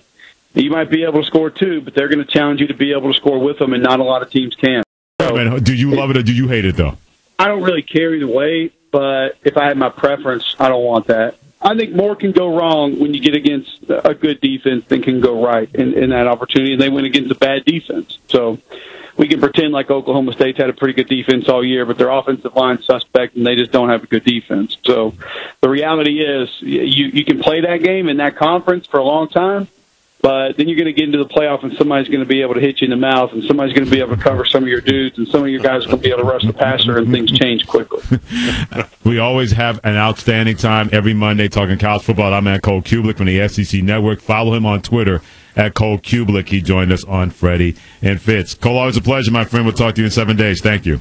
Enjoyed it, guys. Thank you. You too, my friend. By the way, if you missed out on that conversation, it was terrific with Cole Kublik of the SEC Network. Subscribe to the Freddie and Fitz podcast. You can do that in the Listen tab of the ESPN app, Apple Podcasts, as well as tune in.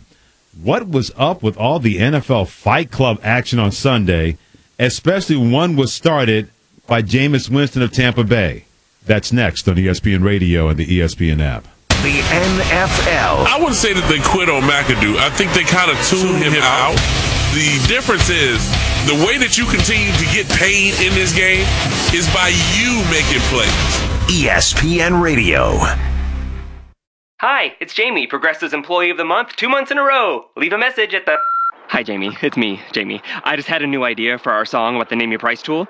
So when it's like, tell us what you want to pay, hey, hey, hey, and the trombone goes, blah, blah, blah, and you say, we'll help you find coverage options to fit your budget. Then we just all do finger snaps while a choir goes, savings coming at ya, savings coming at ya. Yes? No? Maybe? Anyway, see you at practice tonight. I got new lyrics for the rap break. Progressive Casualty Insurance Company and Affiliates. Price and coverage match limited by state law. This is Larry in Missouri, previously on the Paul Feinbaum Show. And Buddy Martin joins us. 10 coaching changes at Florida. And by the way, all but 2 of them are over offense, seems like. This is how I think they could go and kind of how I think they would go. Without question, moving to the top slide, Scott Frost. I've read too many things about him that really impressed me, especially his fun. If you notice, Scott Strickland emphasized the word fun in the press conference. This guy knows how to have fun with his players. They all like him, respect him. Plus, he's got a remarkable resume of people he's played for. Check this out. How's his name? Bill Walsh, Tom Osborne, Bill Parcells, Mike Tomlin, and John Gruden. And by the way, one of the guys who's highest on him is Tony Dungy. I'd say it's a pretty good resume and a pretty good list of references right there. The Paul Feinbaum Show, weekdays at 3 Eastern on the ESPN app and on the SEC Network. Russillo! McShay with Will Kane. Okay, Bama, Ohio State, neutral site. Bama. Neutral site, Georgia, Clemson. Georgia. Notre Dame, Penn State. Notre Dame. Tough one, though. Penn State. Penn State. Wisconsin, Miami in Fort Lauderdale, and the kids have been there a long time. Long time? I didn't think they have sunburn. Ryan Russillo. Check him out weekdays at 1 Eastern on ESPN Radio and the ESPN app. Wherever you are, we are. Your radio, your phone, your computer. This is ESPN Radio. What made you laugh this weekend? Guillermo, what do you got? A-Rod and J-Lo were at the UM game this weekend. They put them on the Kiss Cam, and they denied us peasants of what we wanted most, Kiss. Why? They're usually so public with their displays of affection. They're in Vanity Fair. It seemed like they had no idea what the Kiss Cam was. What a comeback.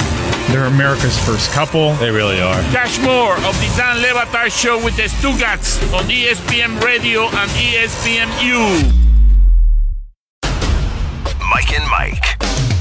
Why did the Patriots trade Jimmy Garoppolo to the 49ers yesterday? Going back to the spring, the Patriots made attempts to re-sign Jimmy Garoppolo to keep him in New England, and they were unable to do so. And they continued to try, and they continued not to be able to get something done. It became apparent after a certain amount of time that they were not going to be able to re-sign him, that obviously the opportunities and money were going to be too great on the market. Mike and Mike on ESPN Radio and ESPN2.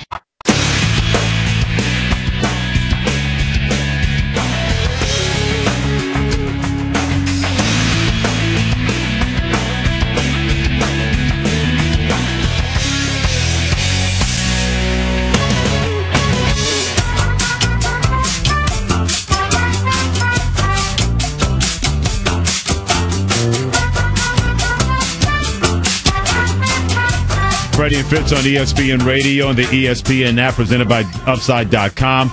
Low prices, great rewards, 6-star service. You deserve a better business trip. Upside.com. Well, Brett Hundley finally got started just a little bit for Green Bay. Big 46-yard completion to Randall Cobb that put them in position to score a touchdown. He gets it in from 1 yard out. Extra point is good. 20-10, Detroit still leads Green Bay with 9:52 to play in the fourth quarter. Detroit had plenty of opportunities, Ian, to make this a 24-3 game. They were not able to get it inside the 2-yard line. They even fumbled the ball, but they were able to get it back. You have to wonder, getting a field goal, not a touchdown there, that gave Green Bay a little bit of a lift. They were able to turn that on their offensive possession into 6 points. And as you said, stuff's getting real right now at Lambeau Field. Especially for me. So let's just move on. For people who don't know, my little brother coaches special teams for the Detroit Lions. So, yes. There we go. Alrighty, good Lord. So we'll just leave that alone so Ian will be able to calm down just a little bit, because everybody, well, not everybody, but plenty of people were not calm in what was NFL Fight Club Sunday involving 3 different games. We had between the 49ers and the Cardinals, Antoine Bethea, who used to play for the 49ers. He hit C.J. Beathard, the quarterback, late while he was sliding. That turned into a Braveheart movie moment between those two. Then you had A.J. Green. They didn't get all dressed up for nothing. They were dressed up for something, let's put it that way, down in San Francisco between those two. Mild-mannered A.J. Green getting into a Jalen Ramsey when Cincinnati played Jacksonville. We'll get into that in a second. But the one in which they had no business having this jump off was in Tampa Bay versus New Orleans. In New Orleans, Ian, Marshawn Lattimore did a great job all game long, being that corner they've been looking for. He's been terrific. They didn't complete a pass on him. He waves his finger from side to side. Jameis Winston is not even in the game. Hurt with a shoulder injury. Hurt with a shoulder injury. He starts getting into a Marshawn Lattimore, and then Mike Evans, like a banshee, comes flying out of nowhere, hits him in the back. He could have done some serious damage to Marshawn Lattimore, but Who was rattling Jameis Winston's cage when he's out of the game? Your team's getting their butt kicked 30-3, and then you're getting into it with a guy who had just made a play on the other side. Maybe you should have played a lot more fire than that before it got to 30-3 against your football team, injury or no injury. This is what I didn't understand about that one, because of all the fights that happened yesterday, there's one guy that got suspended. And that's the big wide receiver, Mike Evans. Tampa Bay Buccaneers, and Mike Evans. He's the only one, and that was a brutal hit from behind Lattimore's back. Never saw him coming, blindside, and he got rocked. But every time they show that, Freddie, that clip, it's Jameis Winston going up to Lattimore from behind him, and for some reason poking him in the back of the head, and then acting like he was pointing to something, behind Lattimore. And Lattimore kind of pushes Winston back, and that's when Evans comes in. And next thing you know, we have that Braveheart moment where it's, everyone's going nuts. And it's just a huge brawl on the side, on the Tampa Bay sideline. But the biggest thing to me, Freddie, of all of these, there's one. I'll go 1, 2. One, Jameis, what are you doing? Thank you. Why would you do that? Because every time they show that Evans blindside hit on Lattimore, you are going to be shown for no reason. Just no reason you're going up to Lattimore and poking him in the back of the head, and then trying to play it off as if you were, pointing to something else on the field, which we all know you weren't. We see you poking him in the back of the head. It was very sophomoric, and it made absolutely no sense. And what are people saying now? Well, remember, he had issues at Florida State, and all those old stories have now resurfaced today because of that. Yeah, and they shouldn't resurface because this is the first time he's been involved in something like this on a football field, but you're not helping yourself with that immaturity. Amen. Yeah, and the one thing that really jumped out, I was watching Game Day Final on the NFL Network with Deion Sanders, by the touchdown line. No, great catch, by the way, by Marvin Jones in the back of the end zone. The extra point is good. Detroit now leading Green Bay 27-10. No, that interruption is fine. I will pardon that interruption on Freddie and Fitz right here on ESPN Radio. Detroit leading at 27-10.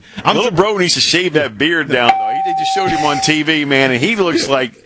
It's like Grizzly Adams-esque. I mean, I think he's got a squirrel in there or something. Not for nothing. Nasty. Not for nothing. I'm surprised you were able to maintain your composure. I tried. I finished that thought. Yeah, but then you notice that Ian couldn't contain himself. Touchdown lines. Go, little bro. Go, little. And then you disrespect your little brother's sartorial lack of splendor when it comes to his face. There's breakfast and there's oatmeal and stuff.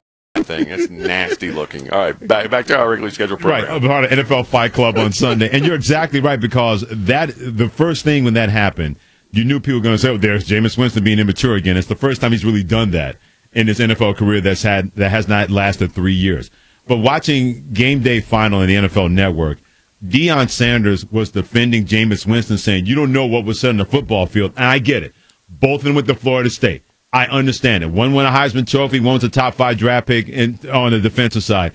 But to me, you can't defend that, no matter who you are. I know Deion Sanders was going to stick up for players, especially those that are representing FSU.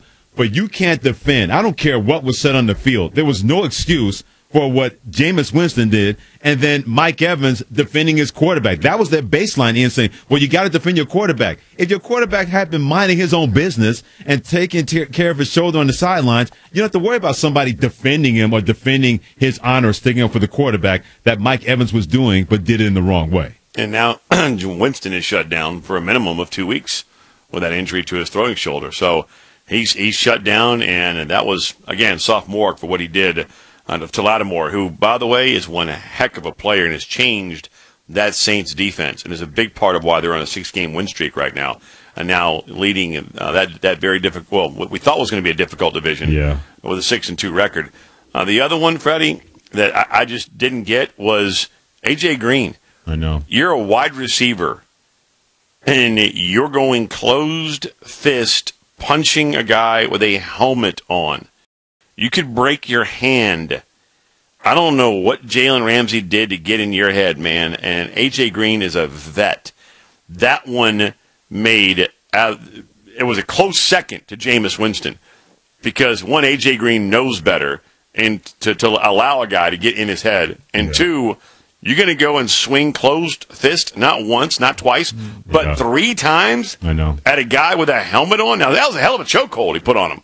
I tell you what, that was a powerbomb courtesy of Captain Insano from the that was George St. Pierre-esque, right, from Saturday Night. I mean, I'm going to choke him out. I mean, that was impressive. But you're going to go closed fist? Oh, come on, dude. Yeah. That you're a wide receiver. If you break your hand, you're cooked. You're church. It's over. Yeah. That one was right behind Winston as far as the dumb meter when it came to all the fights we had yesterday. And Jalen Ramsey, according to reports, he went to go get him at halftime. Before he was restrained from going to get him. So believe me, A.J. Green was starting that whole thing. Jalen Ramsey was determined to finish that. If someone did not get a hold of him, who knows? That could have been an even worse situation down in Jacksonville between both of those guys. But apparently somebody had some starchy food in the morning in those 3 different places with the 49ers. Tabasco in their bottles, oh, man. my goodness. God. Apparently somebody gave them Cheerios, and they got something else for their pregame meal. Either way, NFL Fight Club Sunday left a lot of people going, what in the blank is going on with those 3 games? Cardinals, 49ers, Jaguars, and the Bengals, as well as the Saints and the Buccaneers. What former great college coach said in politics for the playoff? That's next. Miami and Wisconsin, their weak strength of schedules weren't enough to impress the selection committee in spite of those undefeated records. The College Football Playoff on ESPN and ESPN Radio. Alabama, Georgia play. You're telling me you think Georgia's a better team than Alabama? Who's in? DJ K-Dub checking in, previously on the Feinbaum Show. Do you know who I think should be fired? Pete Carroll. And let me tell you why. Well, let me tell you why you're not going to even finish your thought, because Pete Carroll is at the Seattle Seahawks and has about as much interest in taking this job as I do, becoming the Prime Minister of North Korea. So, I mean, let's try to keep it real here, okay? The Paul Feinbaum Show, weekdays at 3 Eastern on the ESPN app and on the SEC Network. Oye, amigo, it is the Dan Le Batard Show on ESPN Radio. Verlander. Bellissimo. Stugotz gave more credit to someone who did not correct. play. That is correct. Yeah. That is what Stugotz does. Verlander should get the win, not Morton. Complete game shutout. Bellissimo. Yes, your Italian is terrible. Just unbelievably bad. My English is bad. The Dan Le Batard Show, now 10 to 1 Eastern on ESPN Radio and ESPN Radio.